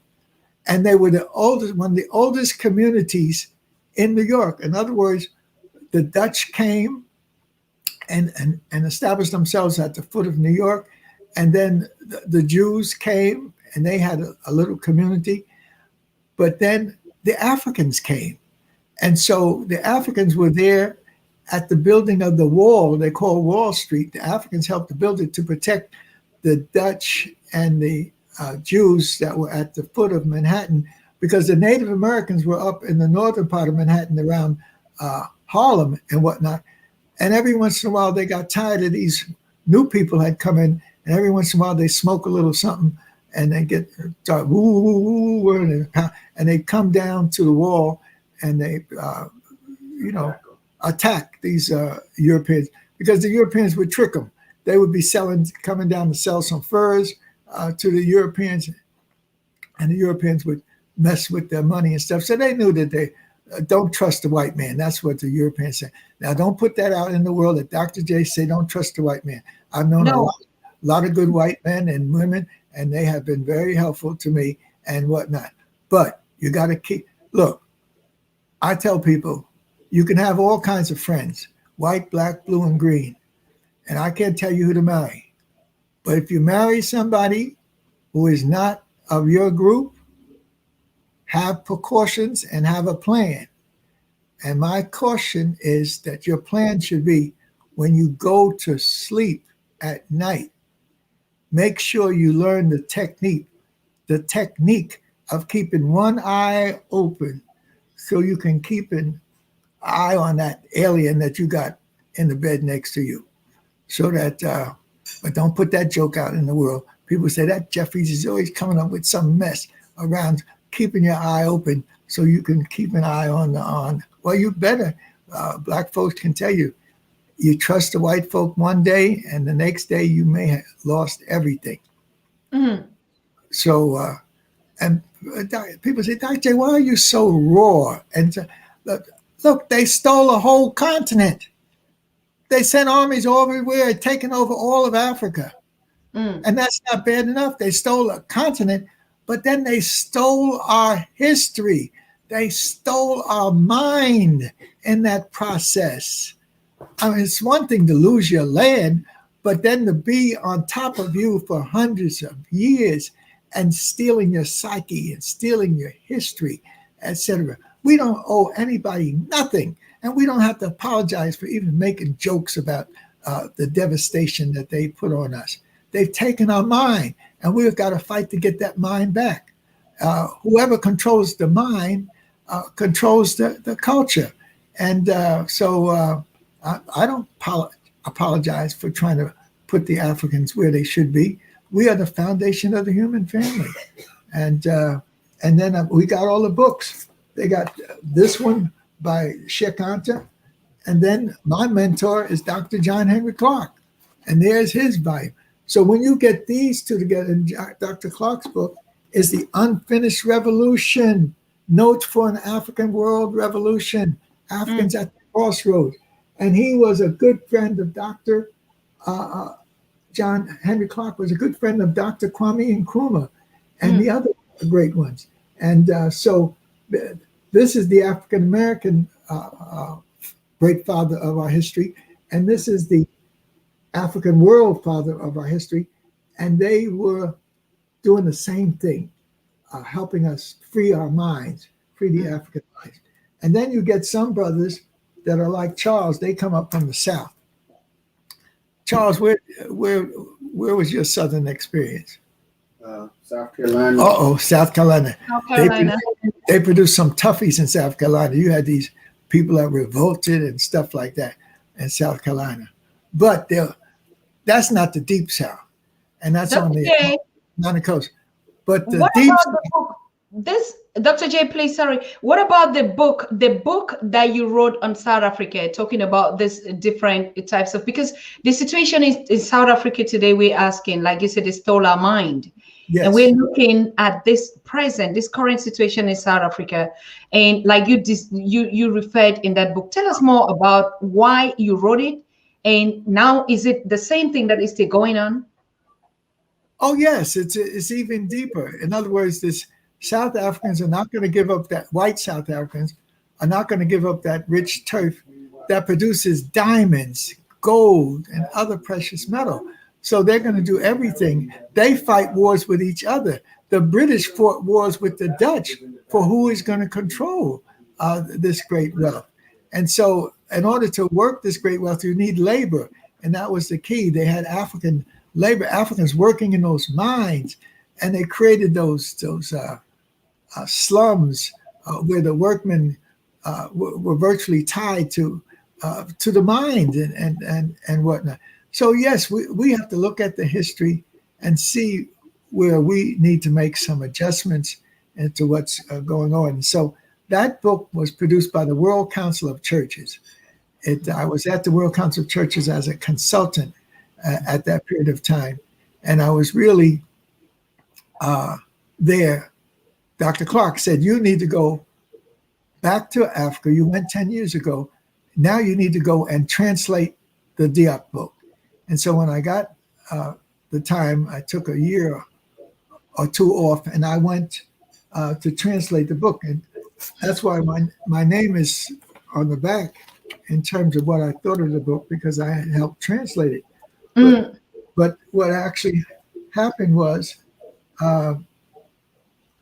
the French translation of the first part of the book is scientific. And so I had to spend so much time getting into that science that I knew I was sinking.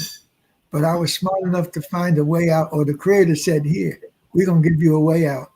And so the head of the World Council of Churches, when I raised the issue at one of the big meetings, that not enough is being done in South Africa to help the Black people in South Africa. Now here is the big World Council of Churches, people from all over the world, and Dr. Jeffries is questioning whether they are committed to helping the South Africans, and Black South Africans and colored South Africans. And they were really not. They were doing some nice things, but not impacting the people itself. So Dr. Philip Potter, who was a childhood buddy of my co-chair at City College, Professor Edward Scobie, when I made my, strong statement that we need to do more, Dr. Potter said, Dr. Jeffries, if you think we need to do more to help the people in South Africa, the world churches need to do more, then I'm going to put you in charge of a task force to help the world churches deliver more aid to the struggle in South Africa. So my heart took a leap, because I could put this Diop book, I could put that on the shelf. I mean, it's just too deep for me. And then I could work on trying to get material out for South Africa. So this task force produced the book in reference to South Africa. And the article I wrote in it was about the completeness of the world control that these people exercise and the different games that the white folks played. And so I really need to have that.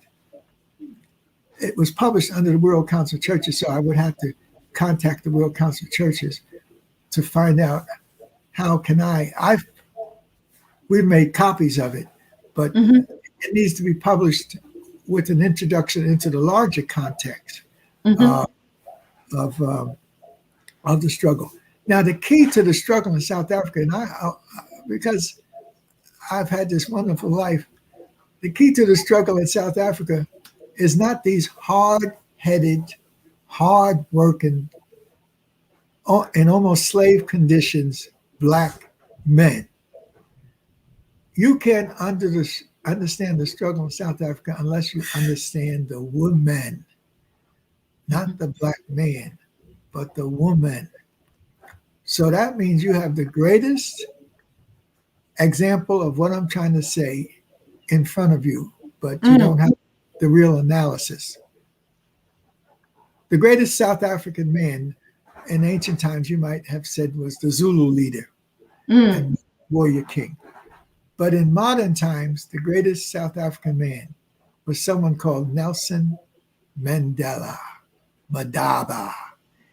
And he helped in 1913 or so form the ANC and whatnot. And he got involved in struggles in South Africa. And eventually they put him in jail. He was in jail for 20 plus years. So while he was in jail in South Africa, they got a real jail. They got you locked down. And so many of the leaders of ANC were either run out of the country, that's the African Union, the African organization of revolutionary organization, or they had to go into hiding in South Africa. But the people who kept the society together were the women. And there's no serious work written about the women, but I had to, when I was reading all the documentation and all of the tapes and cables that came from South Africa, these women had become a serious mountains of resistance. Mm. What they would do is the white folks would come and they have what they call the black dot theory. And the black dot was a dot on a map, which was the designation that this township is going to be wiped out and taken down. So they made it a black dot on the map.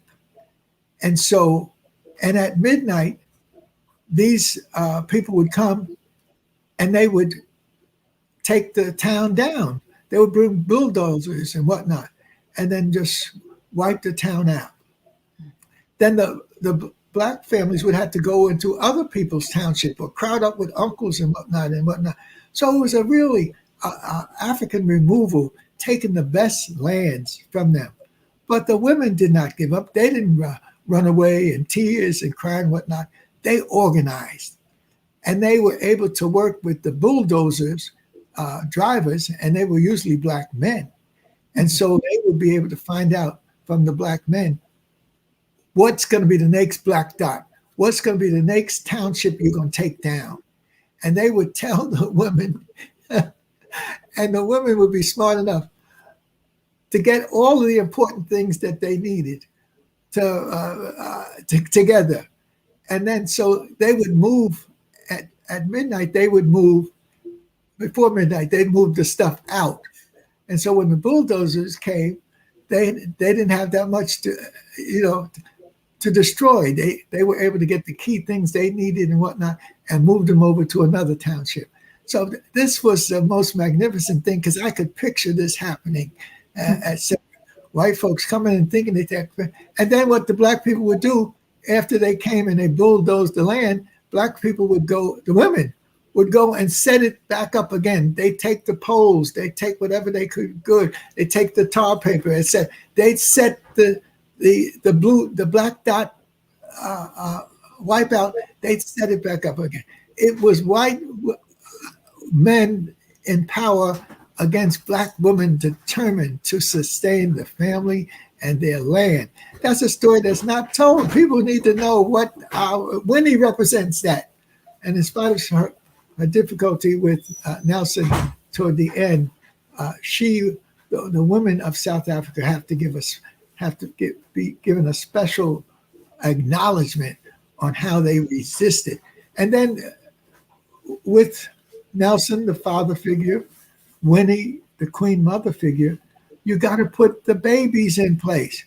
They said, what you talk about, the babies in struggle? You better believe the babies was in struggle. And just as the women refused to be run away, the children gave forth their life. And the key person doing it was Steve Biko. Steve Biko, before Malcolm X in his time, in other words, he was younger than Steve Biko led the students, and the students were prepared.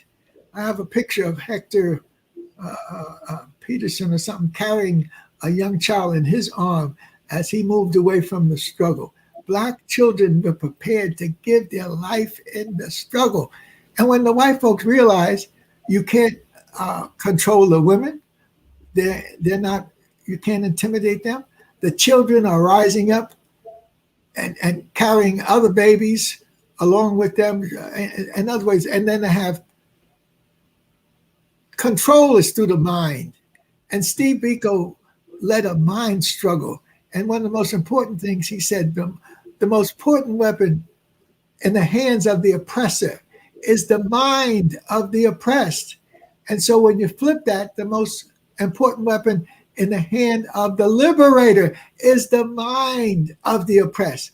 And so Steve Biko was a combination of Malcolm X and King and all of our great struggles, that he gave his life in struggle. And so when you see the women, the children, and the queen mothers, we have to put that story together ourselves, and we can't expect the European. But I can't say that. A number of the European, particularly ministers, they saw the injustice, and they also stood with the white South against the white South Africans. And then some of them also, because you had a strong communist support for the blacks in South Africa. So you have this multi-layered struggle of different people and different ideologies. But at the center of it is the black male, the black female, and the black children. And then they got a history to stand on, the king, the Zulus, and the warriors and whatnot, are part of their history, the African resistance. So as far as I'm concerned, we need to get into the history. And one of the most important histories that comes up from Mississippi. Now, Mississippi is one of the worst part of the United States. Even to this day, Mississippi is difficult because white folks don't want to give black people a break. The wealth of the South is dependent on history, is dependent upon black people, but they still don't want to get you to appreciate your humanity, for you to share space and place and whatnot. But up from Mississippi, when he was a little boy, came a young man called, this is a little picture. His name was Amos Wilson. And this is his great contribution. Now, he has many books. Anything by Amos Wilson is a must. But this is his masterpiece. It's almost it is called Blueprint for Black Power. And it, of course, it's in the right color combination. Black, red, and green. That's Marcus Garvey. And but he's the Marcus Garvey before Marcus Garvey. And in other words, the youth Marcus Garvey. And so this Blueprint for Black Power, a moral and political and economic imperative for the 21st century. And he comes up with all the things we need to do about raising children, about controlling our economics and politics. The interesting thing was he was moving into Africanness with great majesty and whatnot. But I don't think he ever got to the African continent. My wife has been dozens of times. I don't even count, maybe 80 or 90 times I've been to Africa and the Caribbean and Brazil. But his thing, miseducation in Mississippi was his reality. But just like Mr. Clark had miseducation in Alabama, they overcame that. And then he became the great educators of African people. And so he survived the miseducation in Mississippi. He went on to college education in Atlanta with the Black elite. And he went to one of their greatest schools, which was the men's school, Morehouse. So he graduated Morehouse. And so I say he was able to get the benefit of a great education at Morehouse, but not become a Negro achiever. In other words, somebody satisfied with your own personal growth and development without you making a contribution to others. So he survived Mississippi. He survived the Negro education limiting us in our achieving. And then he came on to New York. And there he had to face another learning system, and that was the Jesuits. So he either went to St. John's or Fordham. Those are the two Catholic schools. So he survived miseducation. He survived Negro education. He survived a Catholic Jesuit education. And somehow he became one of our great Pan-African models. And he had never been to Africa.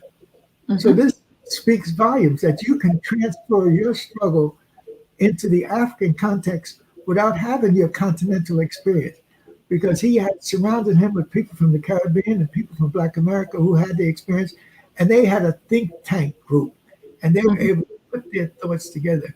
And Brother Sababu, who is from Trinidad and Tobago, it was one of the leaders of his think tank. And for 25 years, Amos has been gone for 25 years. Sababu has been putting out more and more works of Amos because he goes through his notes, etc. So to see the growth of this think tank coming out of the roots of Mississippi, and I used to tell my students, particularly my female students, make sure that you carry this book with you all the time. Now, you may have your little purse with some something in it, but this will be part of your protection. And if any Negro is on the subway and looking at you at the wrong way and decide to come and sit next to you and then put his hand on your thigh, you just take this book and you strike a blow for African glory. And this will knock out the sucker who thinks he's going to take advantage of you. But I used to put the context in that way so that the students will understand these books are not play toys. These books are weapons of greatness that you have to deal with the weapons that have to destroy the system of white supremacy. So it is really wonderful to be connected to all of these brothers and sisters, those in the East and those in the West. This is the Eastern brother. Now you talk about somebody who had it, Julius Nyerere, and he pushed the concept of African socialism, similar to Cheikh Anta Diop. And then, of course, Nkrumah had his concept of how we're going to come up with the African values in a modern context.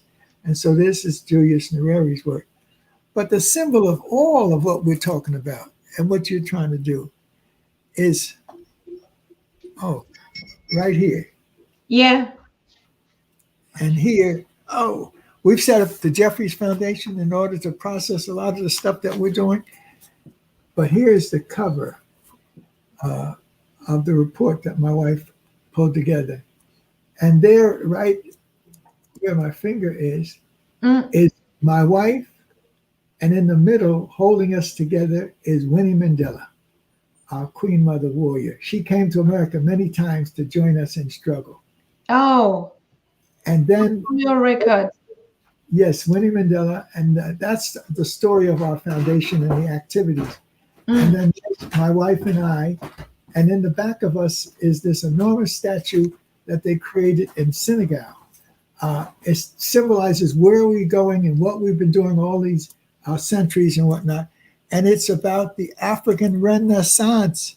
And I do not end any of my activities without showing people this. This is the victory. Congratulations.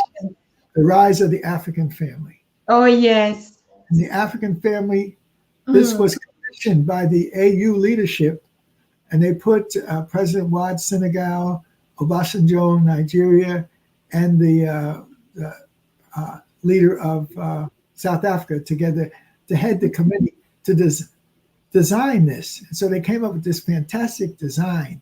But it's more than just a design. It's what our historical movement has been and needs to be furthered.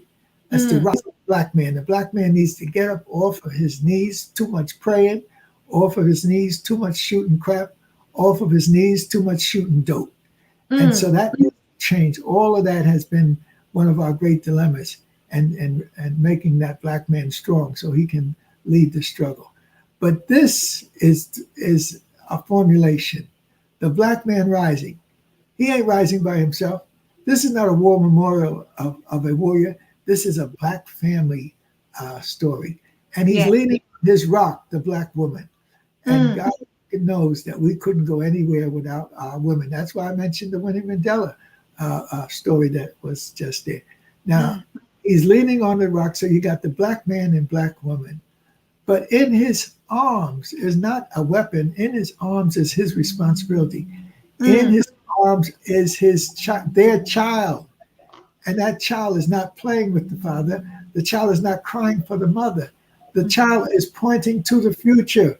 And that future pointing is not the child pointing up to Europe, where we usually look to sustenance. The child is not pointing east to Mecca, where a lot of us look for power and theory and values. He's not pointing south to the rest of Africa. He's pointing across the Atlantic Ocean. Senegal is the closest point to America. And the closest point on the other side is Brazil. He's pointing to the linkage between the Africans in the continent and the Africans in Brazil and other parts of the Americas, islands of the Caribbean. Now, The statue is built on a quiet volcano. Mm-hmm. And so it's already high up in the air. And it is the tallest statue of its kind. It's larger than Jesus the Redeemer overlooking Rio in Brazil. The Catholics of Italy gave a Jesus statue to Brazil, the largest Catholic nation in the world, years ago. And there is Jesus. When you go up to the mountain, you go to Corcovado, and that's where this Jesus statue has been placed, overlooking this great city, Rio de Janeiro. And it's magnificent. Your heart just is pounding when you're up there and at the foot of Jesus. But I've been there several times. My wife has been there several times. Every few years we go to Brazil. Every couple of years we go to Brazil. And one year, 2003, I decided to take my nephew, Dr. Hassan Jeffries, and his wife. And she said, when I called him joking that, what are you doing around Thanksgiving? Do you want to go with me to Brazil? He said, yes. Now, I didn't know. I thought he was teaching, but he's on break at that time. So he was all excited. So his wife said, well, why are you so excited? He said, Uncle Lenny wants to take me to Brazil. She said, what? She says, I'm going too. Now, she's studying medicine, but she was going to take time off to go. Now, her mother is a medical doctor, and her mother said, why are you all so excited? Uncle Lenny's going to take us to Brazil. Well, I'm going too. Before we know it, I had 8 people going to Brazil, and my wife and I, and it was fantastic. And so when we were in Corcovado, looking out at Brazil, for the first time, the pillar, the Brazilian statue, like all statues, had to have a stand and whatnot.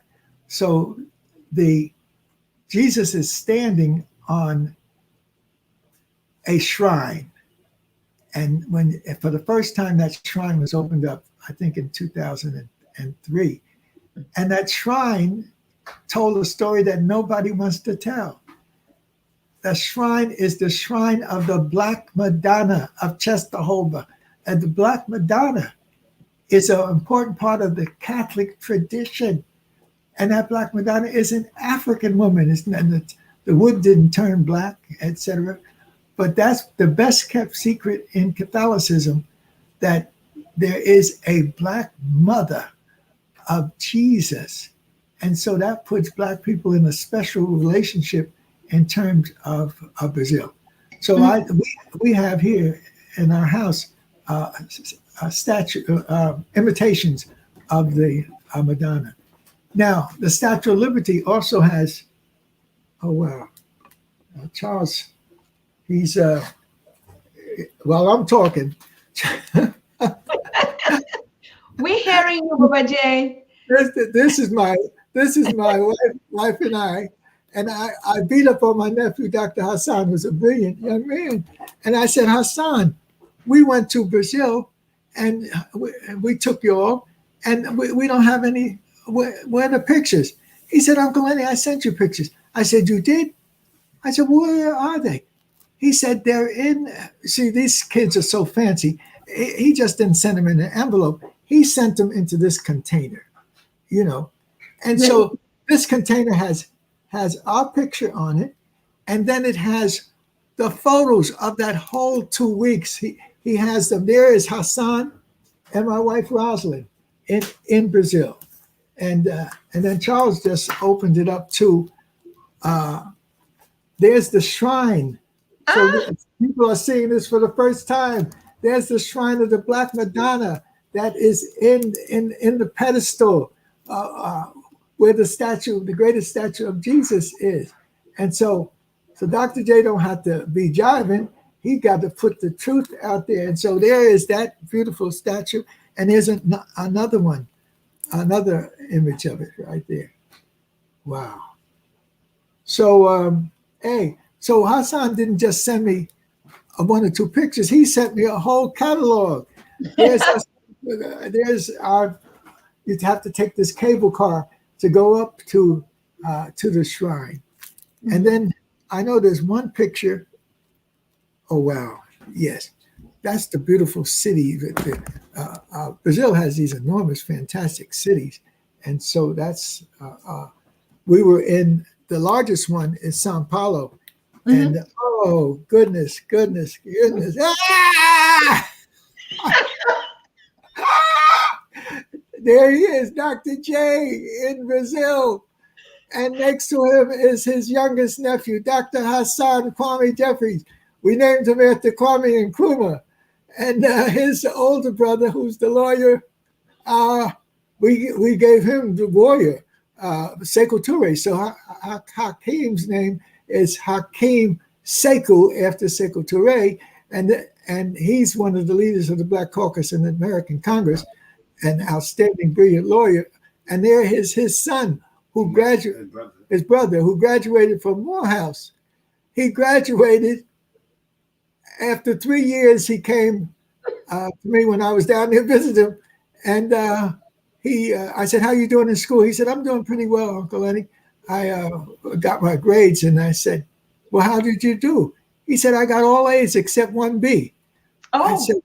I said, "All A's except one B? What the hell are you disgracing the family with a B? What was that B in?" And he said, "Well, Uncle Lenny, it was in religion." I said, "Religion? Your mom been taking you to church every Sunday ever since you could blink, and to tell me you got a B in religion?" I said, "Something must be wrong." He said, "Yeah, I got an A in that class." Well, so I said to him, "Well, you need to go back to the professor and tell him to change that grade so you can have all A's." And so he did, and the professor said, "I will," but the professor never got around to it. So he went through 4 years of one of the toughest African-American schools, Morehouse, with all A's except one B. Mm. He should have been the valedictorian of the class, but somebody else, another black fellow, who wasn't even of the class, he had missed a year, and then he came. He had all A's for the 4 years, and he was from Plainfield, New Jersey. And when we were out there with 10,000 people for the celebration of the graduation, the elite of America is there, Black America, looking all good with their fineries and stuff like that. But then I ran across a group of about 10 or 15 people, and they didn't have no African-American fineries. They had African cloth on. All of the girls and the fellows, there was about 15 of them. And so when I saw that, I gravitated to them. So I was hanging around them just like there was the sun I needed in my world of darkness. Come to find out that those 15 women mainly, the valedictorian, the person who graduated with all A's for 4 years, was their son.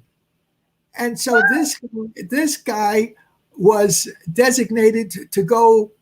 He had won for the first time out of any of the black schools. Somebody won the Rhodes Scholarship. So he was going to study overseas with a Rhodes Scholarship. Now, of course, Cecil Rhodes is the devil for me, so I wasn't proud of no Rhodes Scholarship, but it was great that this young man had achieved that. Now, when he got up to speak, because you had Higginbotham or Lerone Bennett, some of the other great Black Americans speaking, but he had a message for them to be conscious of their world and be conscious of Africa and this and that. So I said, this brother is the joint. I am glad I was here to hear him. So I moved away. The reporters were there filming him and talking to him about being the Rhodes Scholar and going to study. And he had a brother. And so I'm very close to my younger brother. And so we work as a team, just as he has the two kids, the two boys, Hakeem and Hassan. And so this brother thing is very strong in our family. So I told the brother, when the brother saw me, he came up to me and he said, "Dr. Jeffries, how are you doing?" I said, "Well, I'm fine." But I said, "I really would like to greet your brother. The press is surrounding him now. This is his day. I don't want to disturb him. But when you get a chance, tell him Dr. Jeffries really appreciates what he's done." He didn't hesitate. He left me. He went back down to the photographers and his brother. He told his brother, that Dr. J wanted to greet him. He left the photographers. He came up to me to greet me, and he went down on his knees. Oh. I had to drag him up to tell him this is your time. So these are the type of stories that are real. It's not something we can fake. Now you could put a great movie on it, but people say, no, we ain't gonna, these Negroes, we gonna give them, what's the last movie, Charles, that they put out? Shake the Booty or something like that. We're gonna give them booty time. We ain't gonna talk about Africa time.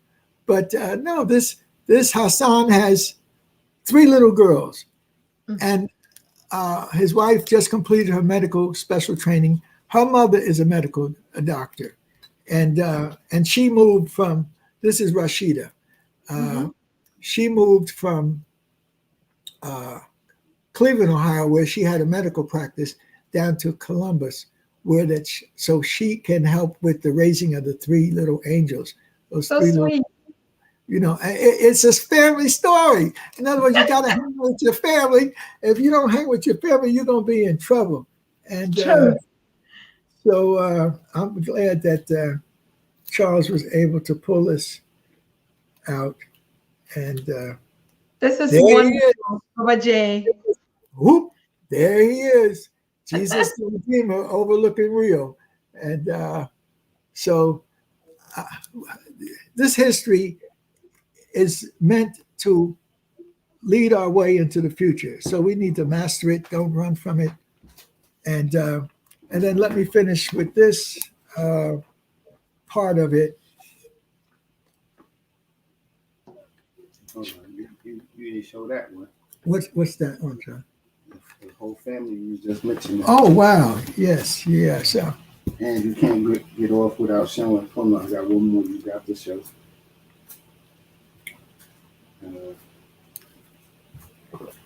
Now, Baba J.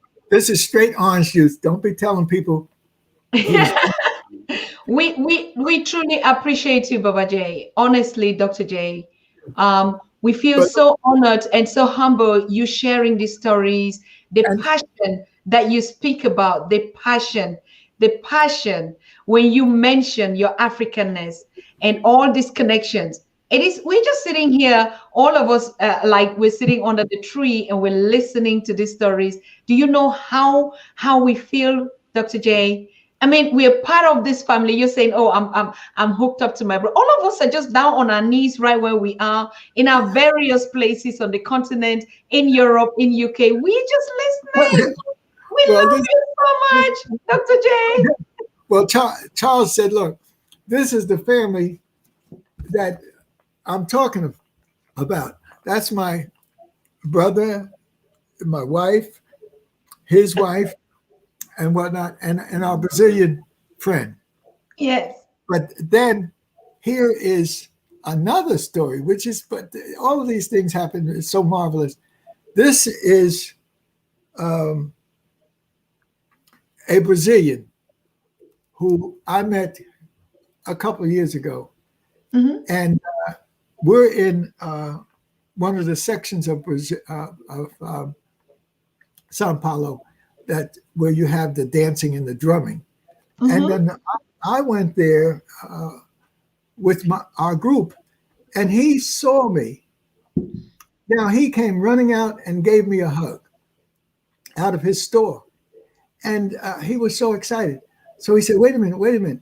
So he gave me my hug. He ran inside of his store, and then he came out with this magazine, Emerge magazine, published in America, with my picture on the cover. Wow. This guy had my picture in his shop in Sao Paulo, and not Sao Paulo, in the Bahia, Salvador de Bahia. And he was so proud to run inside his shop and come out and show me that you have left your mark on us, and we are proud to be associated with you. So you can't make up these stories. And so luckily we'll keep marching on, doing what we're doing. And to give the brother Genadio Gennaro, who set up the Zumbi Foundation. And there is Gennaro. He hooked up with us. We gave him an office at City College, and he called me a couple of days ago. Now and he's still struggling, still trying to join with us at Cedar. So I'm saying our contacts in the Caribbean with the Marcus Garvey and the great leaders there, and our contacts on the African continent. It's all real. It's family. You can't. It's not makeup. It's not coming to America like that movie. What was that movie they just played? Eddie Murphy. Eddie Murphy has We even have the second one. Yes, they'll put out all of that mess, and it's entertainment. But they could put out the real story of the Dr. Clark and the Dr. Benz and our sister, Dr. Frances Cress Welsing, and her good friend, Sekhmet, who these psychologists. And then my buddy, of course, Brother Small and his family, etc. And then Wade Nobles and his great wife, Dr. Wade Nobles, and his wife had suffered an injury in 1987 is when 1978 is when I met him. And we had a conference, a melanin conference in Oakland. Mm-hmm. And his wife said goodbye to us. Well, I thought she was saying goodbye, but she wasn't. She went back in the house in a wheelchair to get something that she needed. And then she came rolling out again in the wheelchair. And then Wade said he's going to take us to the airport. So I figured I should say goodbye to Vera on her front porch and in her front yard. So I started to say goodbye, and Wade said, "No, we're going to the airport with you." So he gets into his car, gets his car ready. Then he goes around to the passenger side. He rolls his wife around to the passenger side, lifts her up, puts her into his truck or whatever he had. Roz and I climb into the back, and we're off to the airport. Oh, now you talk about a love story, and they have been together. You talk about us setting up the Melanin Conference. That's what he was setting up. He set up a think tank on how you educate our children and you relate it to the community. He's written a book with his buddy Naim Akbar on Black psychology. He's written a book on Haiti and the island of memes. The idea of he deals with the Haitian Revolution in terms of ideas that came from Bookman, Dessalines, and whatnot. I mean, he's just fantastic. And when I was asked to help organize the third Black World Festival, first one was in '66, and that was in Dakar. And Roz and I were living in Africa at that time. I had my PhD working on it. So we spent a good month in Dakar at the 66 World Festival. And at that point, they named two great leaders in terms of the intellectual achievement of the African world. And one of them was Cheikh Anta Diop, and the other was W.E.B. Du Bois.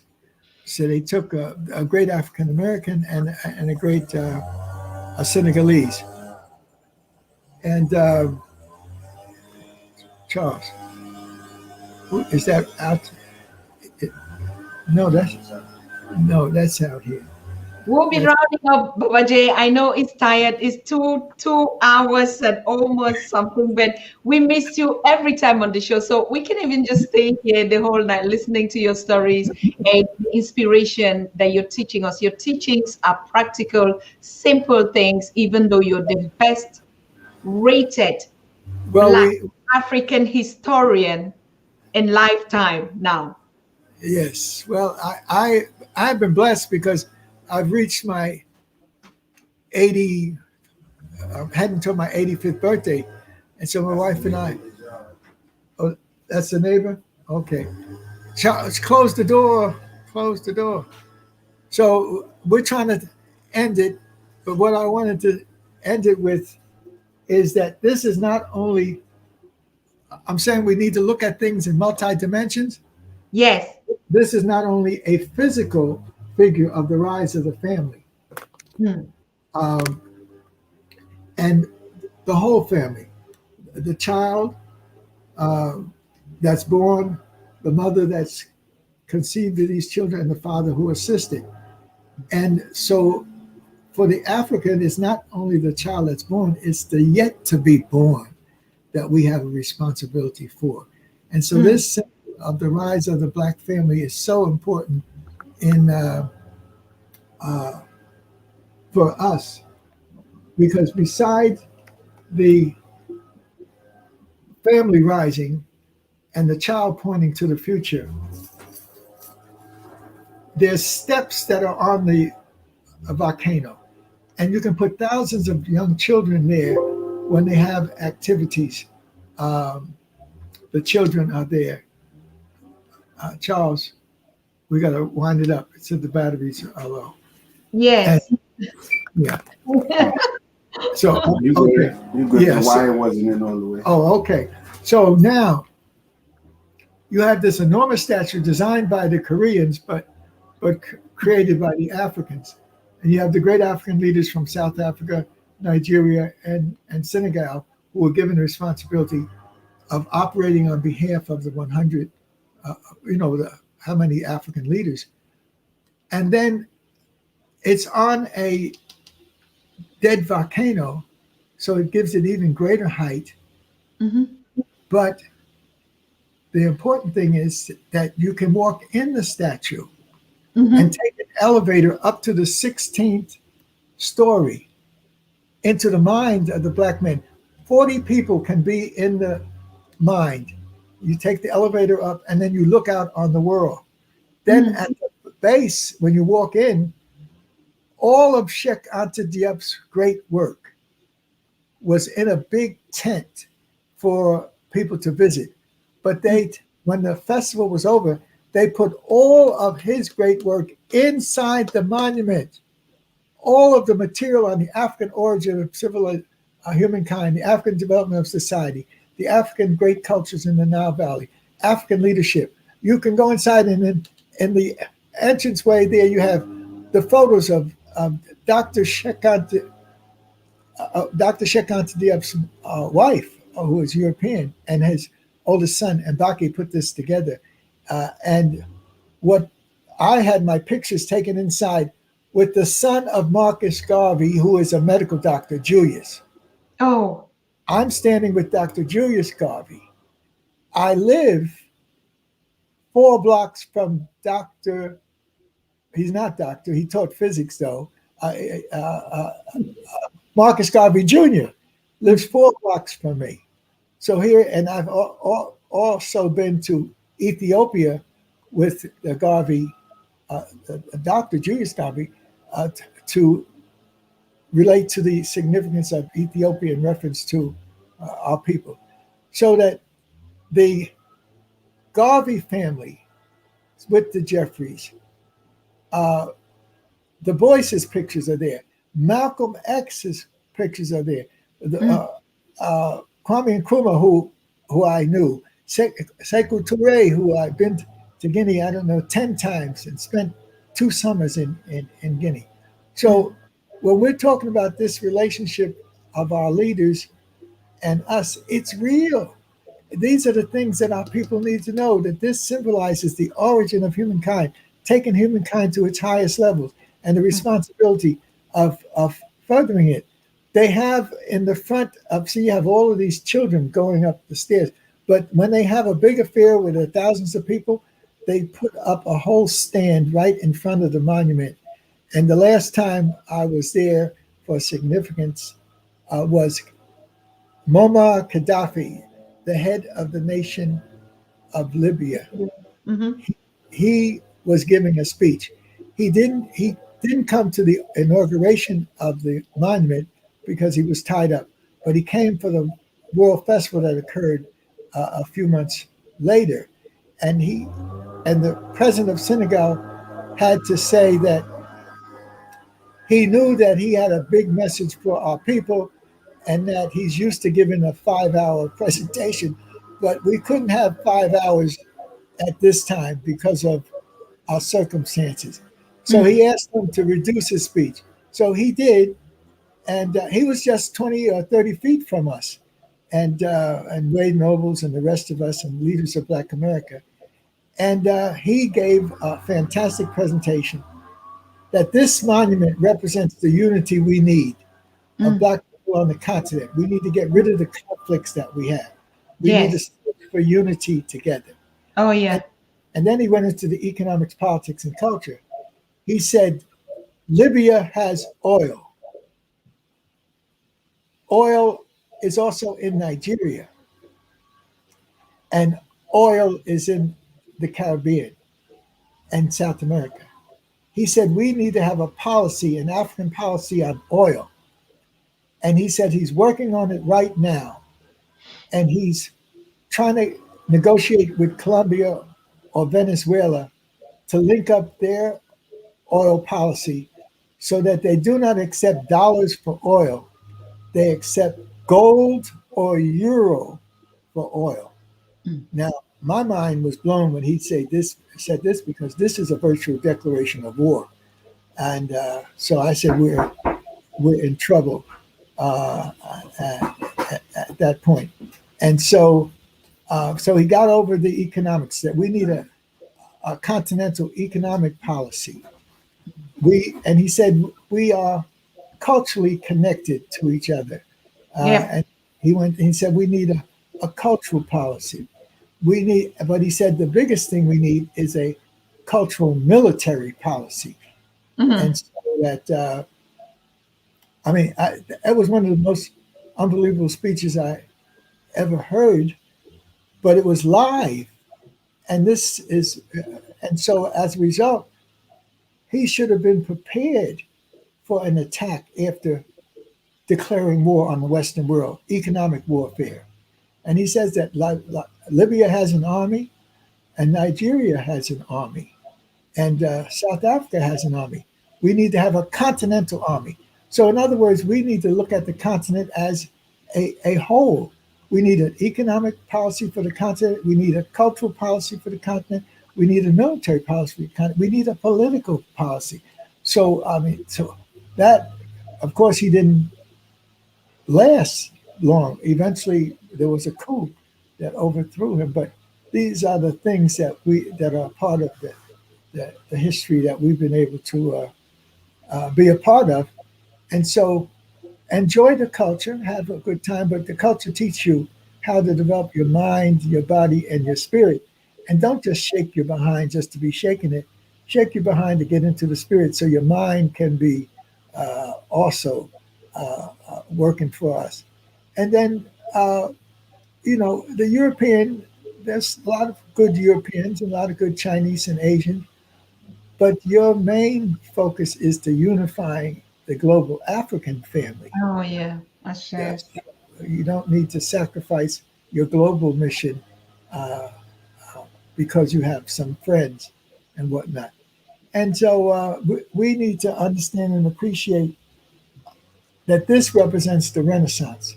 We're in an African Renaissance. We've come from the destruction of enslavement, the destruction of colonialism, the destruction of neocolonialism, the destruction of European domination, British, American, Russian style. And so we now have to put forth this global plan for Africans to control their world and be on top of it and to lay out the future. So that's what I want to leave you with, the rise of the African and his responsibility and the ability to overcome. I have on the back of the shirt that I'm wearing, it has Nubia as the keystone to African history. And so when we study Egypt and we're excited, and then we leave out Nubia because it's too black, we're missing an important point. That the keystone of African history is in the south. It's not in the northern rim. along the Mediterranean. You go into the heart of Africa by following the great river, the Nile, and then it hooks up with the Athabara coming from Ethiopia, and it hooks up with the Blue Nile coming from the Great Lakes region of Central Africa. So the study the ecology, it speaks to your knowledge and understanding. So when you see this little smile on my face, I have had the most wonderful experience to living this life, and of course to share it with my wife for more than 50 years. That has been a fantastic experience. And then there's these Africans that have been a part of us. One of them just came into my house today. He doesn't look as African as he used to look because he got white hair now, and he got a white beard and whatnot. And so, Simon, go get your family picture there so I can show it. We don't have that much time, but get the picture of you. Well, you're not there. He's not there, but he's the one that's kept closest to us. But his family in '61, when I went to my first trip to Africa, and it was in Ivory Coast, and we were close to this village, Lokojuro, because the year before our group had gone and built a schoolhouse in Lokojuro. And so, do you see it? Yes. No, I want to. No, it's Brother Charles is reflecting. We can really see because he's reflecting. Tell Baba J to shift the stat. Yeah. Okay. What's happening, Simon? Hey, okay. Simon's not as, he's getting old, but he's not as slow as Simon, say hello. Simon, greet the folks across the world. Hi, Hello. Dr. How are you? Fine, Baba Simon. Hey, good evening, Baba Simon. You should have said Couture, and you have the name of my elder sister, Tata. Couture. Yeah, Tata is the Abantu name, is the Nubian name. Tata. My sister is Tata. Now, so he's going to add complications. No, my elder sister is Tata. Okay, but okay, here is his family. Charles, put whatever. We're not seeing the whole thing. This way. Okay. Yeah, that's his uncles and his cousins and everybody. That's my family in Ivory Coast. And he just came back. Okay. That's my brother, his older cousin is, we're in the same age group. And that's his father, and that's his brother. And that's one of the white researchers from America that was in the village of Lokojuro. But wow. So look at Dr. J. Dr. J was a young, bright, bushy-eyed, 20-something year old with a tie. And Simon was a little boy. Simon was a little boy when he first met Dr. J. He was 6. He was 6. But he's been a blessing. The only thing is his ego. He's only, oh, wow, look at this. That's Pierre. That's his uncle. That's Adrian, and that's me. Oh, God, this is just unbelievable. Phenomenal. It's phenomenal, Dr. J. Let me disappear. And now he thinks he can disappear, but he has to go. Do you have a car? I came to get some money. Now, so you heard him say he came to get some money. We have to go right now and send money to Nigeria. There was a Babalawo who, in the middle of the storm that I was in, came from Nigeria. We had never met him. He came to help us.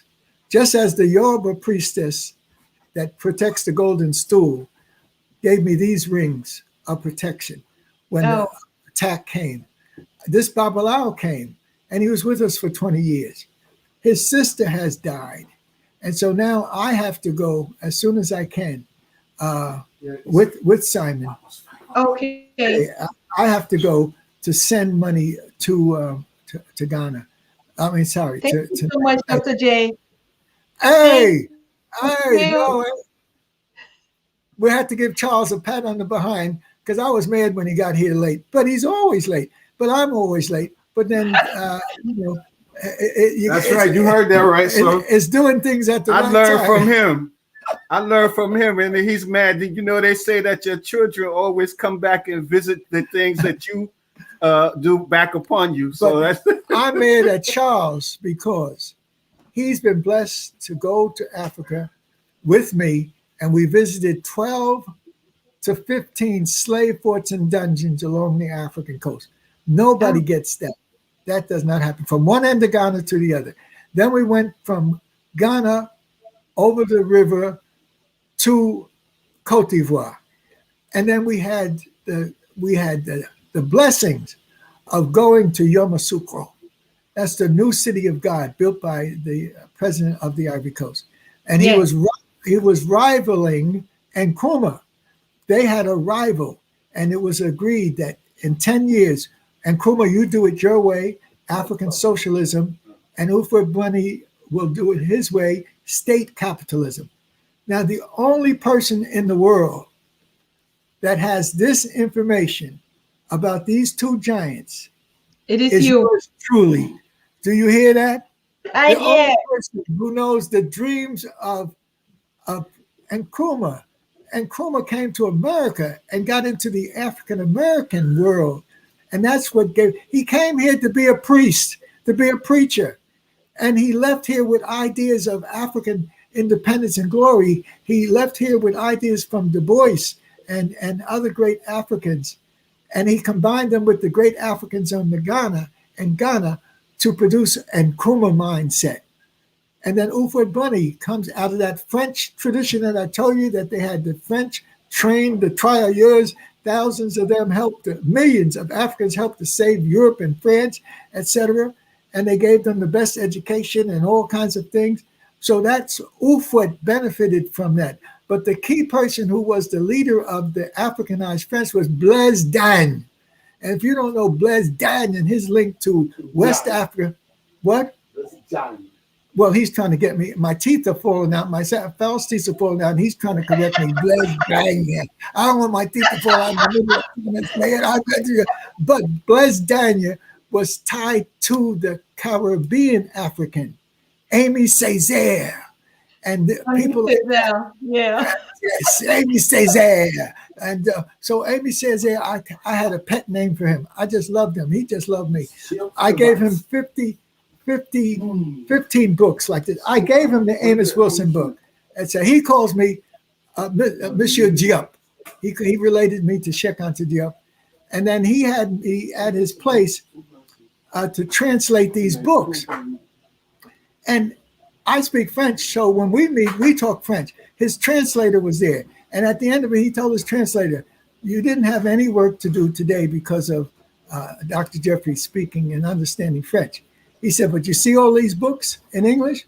You got work to do. I want you to make sure that we set aside time for you to. So for Aimé Césaire to take on Amos Wilson and Dr. Diop's book and then relate it to me and him, and I mean, you can't make that history up. They can't come up with a Hollywood movie. They cannot, and then for me to walk through Martinique, walk through the mountains of Martinique.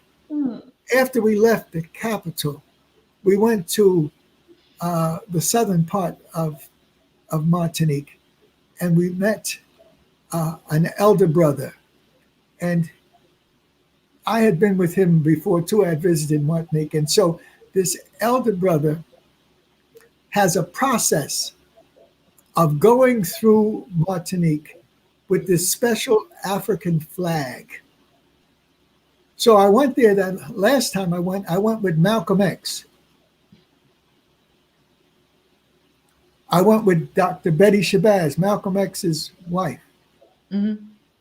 And she was in the form, neither of them were there. Malcolm had been gone, had been murdered, and he's in glory.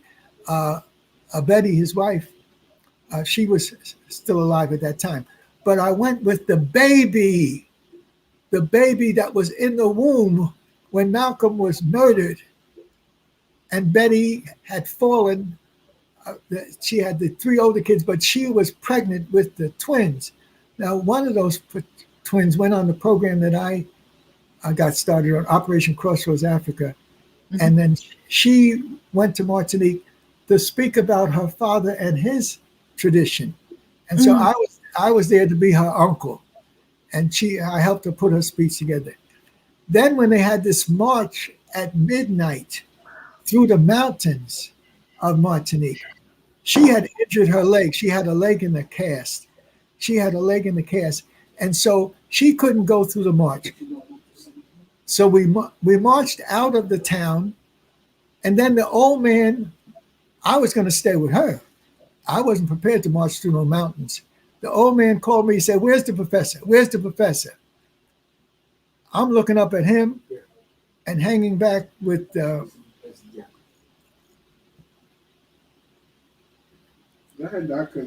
okay.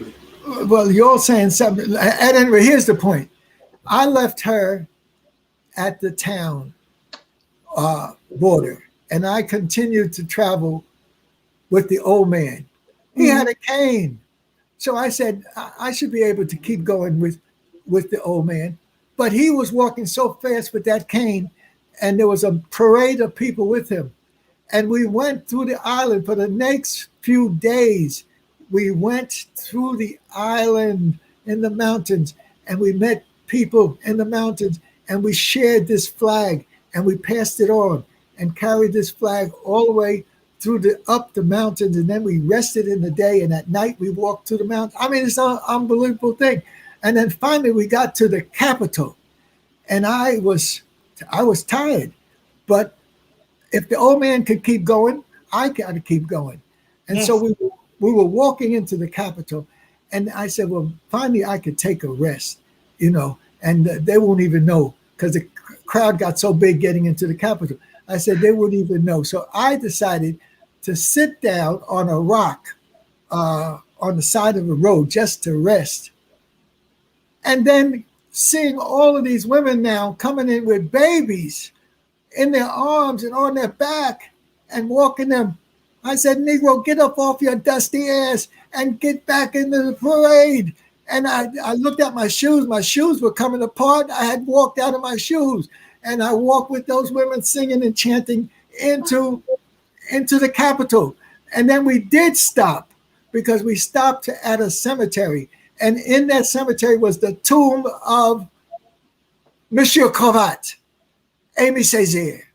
And we did a ritual and prayer at Aimé Césaire. And then we walked on into the center of the Capitol. I mean, you can't describe these things. You can't make it up. This is life living by Black folk.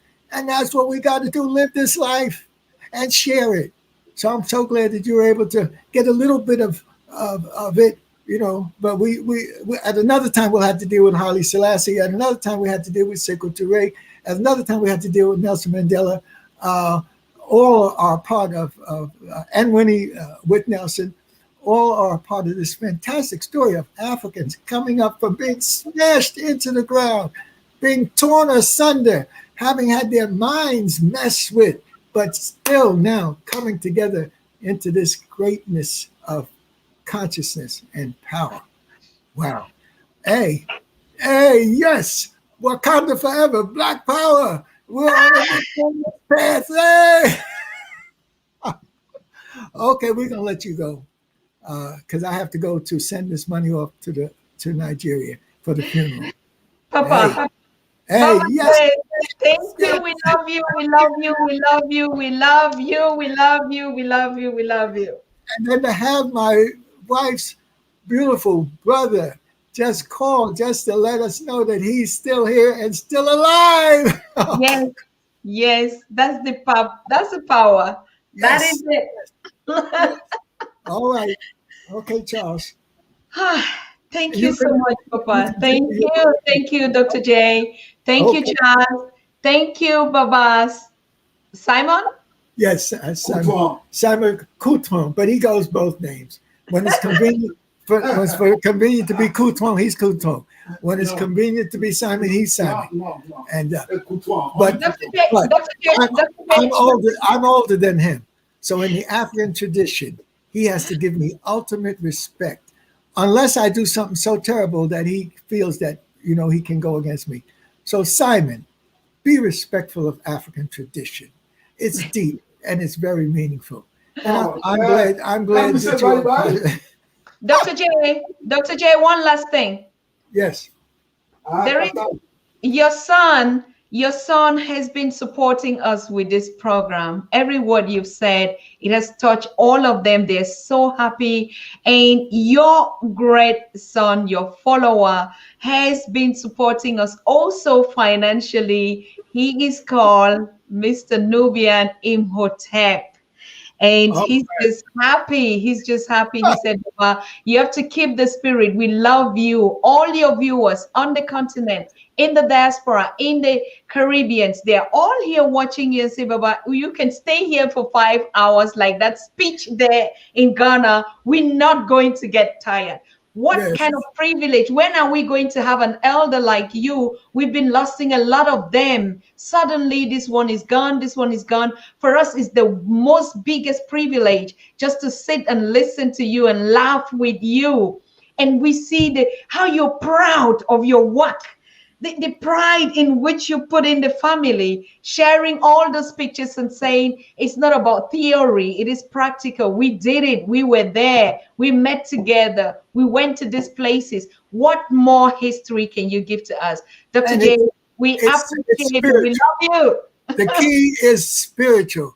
When the biggest attack in the history of the world came on me, from every source, every newspaper, all bigwigs, governors, people said, kill him, do anything to him. I didn't phase because I had been through this African and this African-American spiritual transformation since I was a child. I was born on my grandfather's birthday. He was born January the 19th, 1888, a year after Marcus Garvey. I was born on January the 13th, January the 19th. His birthday. And so he was a person who had spiritual power. He took care of people. And so I was created in his image and raised up in his image. And so has my brother. It's the same thing. So, are you about to leave, Rosalind? There's 5. You're right. Oh, okay. Yes. Right. So blessings. We wish all of you a safe trip, and our condolences also to the sister who passed out there in Ghana. Rosalind, just right. 1 minute. Just 1 minute, so that she can come around. Come and say goodbye. Hey, Chapa. Hey, see the little old bones. Sit here and say hello. Sit here and say hello. It's finished. We're finished. Oh wow! Yes. That you sit there, and oh goodness, this is going to be a climax. Now we showed you my pictures and her pictures, etc., etc. But she has pictures. She has her brother, her family. What an honor. We have been proud to meet Mama Dr. Jeffries here. Thank you so much for being here, Professor. Thank you. How come the picture's not good, Charles? Oh. That's her brothers, that's her father, that's her and her marriage outfit, her sister. Oh, there you go. And that's her mother. Her mother was a fantastic. My mother was a saint. That's what she was. A saint? She was a saint. And okay. She cook collard greens and cornbread and take it to the old people in the neighborhood. Oh my goodness. She came from the South. She used to ride horses. And so she was quite a woman. And that's Mama J right here. Yes, Dr. and that's my sister. My sister's dark in complexion. My father is dark, and my older brother. There goes my older brother. He's no longer alive, but he knew about 12 different languages. He was he had a tremendous sense of humor, like Bill Cosby. And so we were always on the floor laughing, etc. And that's my father here. He was a Mason, very austere. And so you had two different cultures coming together. One from the north, from my father, the Masons, but we were trained to be like the talented 10th, to be pianists. We played in town hall, downtown. We knew opera. We were trained in that vein like a Paul Robeson. And then but my mother and father were Booker T. Washington. So you had Booker T. Washington coming together with a W.E.B. Du Bois in one family. And so it's a tremendous story. I'm trying to write things about my biography that crosses with the history and the history of Harlem at the time that I grew up. I lived on 115th Street between Lenox and 5th. I used to hear Malcolm X every Saturday before we went to the opera.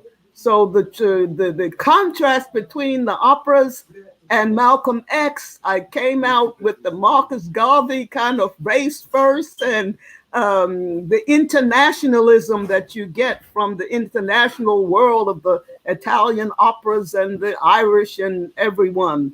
So that at 85 years old, I'm putting the pieces together for the generations to follow. We were into Africa. I'm not going to say too much more, but we were into Africa because Harlem was so rich in all kinds of different cultures, not only Islam and Christian, but other kinds of faith. The Black Jews were there. The barefoot prophets were there. People from the Caribbean, the Rastas, early Rastas, before the kind of Rastas you have today, the maroon type. Spanish Harlem was not too far away. So we had South America right there amongst us. So what you're looking at is me with this fancy gown that Leonard's mother was into. The fancy gowns, you can't see the train, but the train of the gown is very, very long.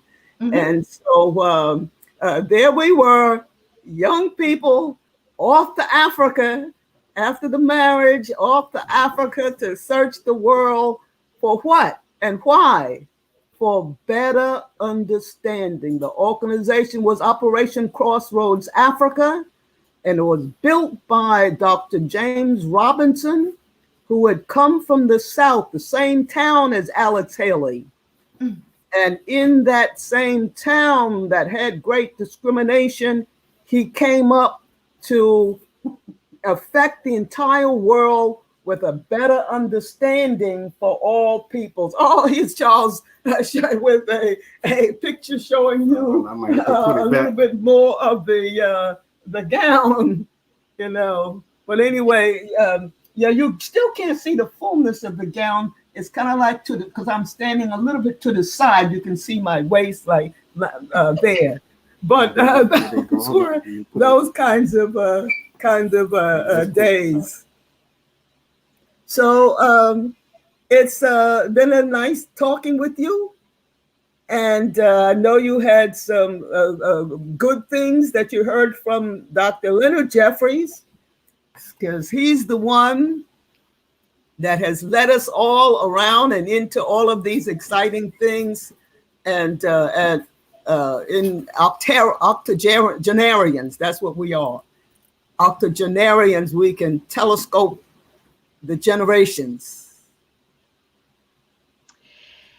Dr. Rosalind Jeffries, Mama, we respect you so much. When are we going to have you on your one-on-one show? We want to know about that biography, and we know that you're putting out a lot of collection of literature out there. Dr. Rosalind, when are you available? Are you just available next week? Oh my goodness. Where's that Leonard Jeffries? Where is that Leonard Jeffries? She's asking, when are you available to come on the show? Well, that Leonard Jeffries has me busy, you know. We have this problem with all of these storage units all over the place with years of stuff stored in it. We're trying to suffocating under all of these documents and that we've collected and the African traditional She's things. right. We have thousands of books and documents and all of that. But on Monday, I have to go to a storage in New York. and I have to get Simon, if he's possible, or Charles, or our other friend. I have to come with a big van to take away a library that has been given to us by a sister, an African from the South, and a brother from the Caribbean that produced the first World Alliance. It was the first type of community lecture series that was modeled all over the world. That library has been given to me in the will. I hope it's in good shape. I hope that it is not full of bugs and whatnot, but it is definitely one of the most important libraries on the continent, meaning on these United States. So when my wife and I have a chance to look at that in a week or two, then she can come on and talk about the women who ran the program. Just as Bill Jones was the fellow from the West Indies, big and tall and light-skinned, he was the nominal head, but the spirit of getting the community together, children, women, and whatnot, was Mother Kefa. And she needs a word to go out to the universe that, in spite of the fact that she was buried in an unmarked grave, we found her in the cemetery. We are taking her up out of that grave and burying her in the cemetery where Malcolm and Betty Shabazz are, where Paul Robeson and his wife Islandia are, where Dr. Bend is in an unmarked grave, which we have to put his memorial on it. Paul Robeson is right there, but near him is James Baldwin. And so when we finish that process, because Rosalind's hooked to the spirit so heavy, then she can come and have a few words. I'll make sure she doesn't overdo it, because she can get excited. Holy Ghost can get we'll all be jumping up. Thank you so much. Thank you so much. We are waiting, and we wish you all the best out there. Just hold on 1 second. Someone is calling to share. Someone is just calling, someone very special. Professor Dr. James Small is live with you. Hello. Oh, God. Oh, wonderful. No, he's not. He is. Oh, God. He's the spirit behind all of this stuff.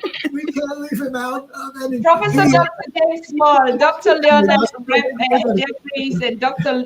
Rosalind Jeffries, they're listening to you. Well, I'm just greeting them. Hello. Go and finish the show. I just called to greet you. Okay, well, we've had this just is so fantastic, and and we hope that within a few period of time you'll be ready.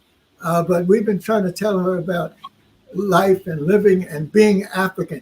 James has been the key. Without him, oh goodness, and his you talk about a family, an extended family, and a live family, and grandchildren, and oh my goodness.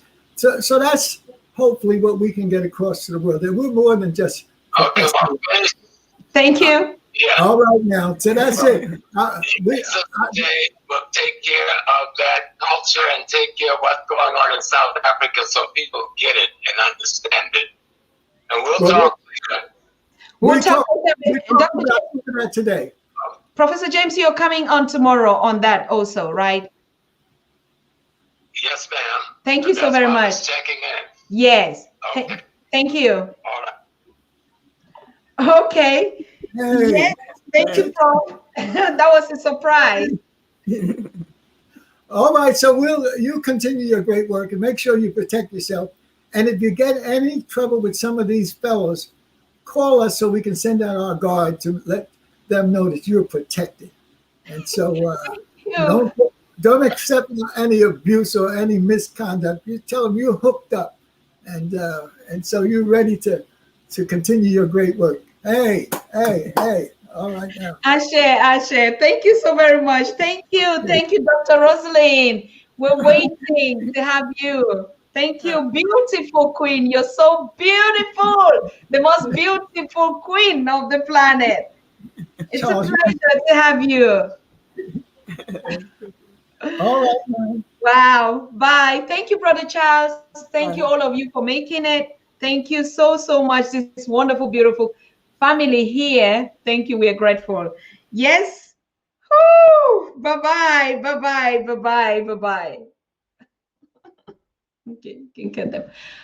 Thank you so much, wonderful people. You heard it. All we need is the Black family unity and the African global unity family. I just put up a couple. I've been writing the whole series. I have about 10 sheets here. Yes, it was a wonderful credit. I mean, I don't know how I can even say it. I'm just still excited. And I want to thank all of you for staying here. Those that supported, we really, really appreciate you. All of you that drop in comments in the chat is so unfortunate. I couldn't really go through them and to relay it, but this is the spirit that our elders are passing or are passing on to us. You know, family is what makes us so unique. And we saw all the symbols. We can wait. Thank you so very much. I know it's been long, but it was what it is necessary, particularly in this time and space where we're living in, right? So I'm just getting some very disturbing information coming in here as I was talking to you that north of Germany is actually in a flood right now. And we talked at it in the beginning of this session where Dr. Jeffries was talking about the ecology and that maybe the third world and the revolution that is coming up is not just the pandemic of this, but something else. Nature is trying to balance up and catch up with a lot of things. So people, we stay safe out there and we watch one another, but we know that our spirituality is what is going to tie us together, and we're going to break this bondage of disenfranchisement, of hating one another, of fighting one another, of the lack of self-love. So I want to thank you so very much. I think Brother Asukele is calling in again to thank all of us. Yes, brother. Hello. Yes, how are you? Thank you so much. No problem. We're gonna close. We are closing the show, Brother Charles. Are you coming on Saturday as well? With that, Brother Small, no. Unfortunately, I have a funeral to go to. One of my high school friends passed away last week, so I'll be going to pay my respects. All right. So let's talk after the show about that. Then we can reschedule. Okay. Okay. Thank you very much. Thank you for your support. So Brother Charles is the one actually taking care of Mama Jeffries and Dr. Jeffries. You know, they make sure they get assistance in the neighborhood if they want to go to doctor or to all the appointments, as you can see, or particularly always getting them on the show. So Brother Charles Asukele is doing all that services for our elders in the community under this wonderful organization out here, Sons of Africa. So we congratulate them and their work. Tomorrow, Professor James Small is going to come on, and we want to talk about really the critical situation in South Africa and how it affects our communities at large. You know, today, Dr. Leonard was talking about culture and development. How does the African culture affect the development worldwide and us as a people, all right? So we see ourselves tomorrow, people. Thank you so very much, family. It's been a wonderful time. We miss you all, and we see ourselves tomorrow, same time again. Bye.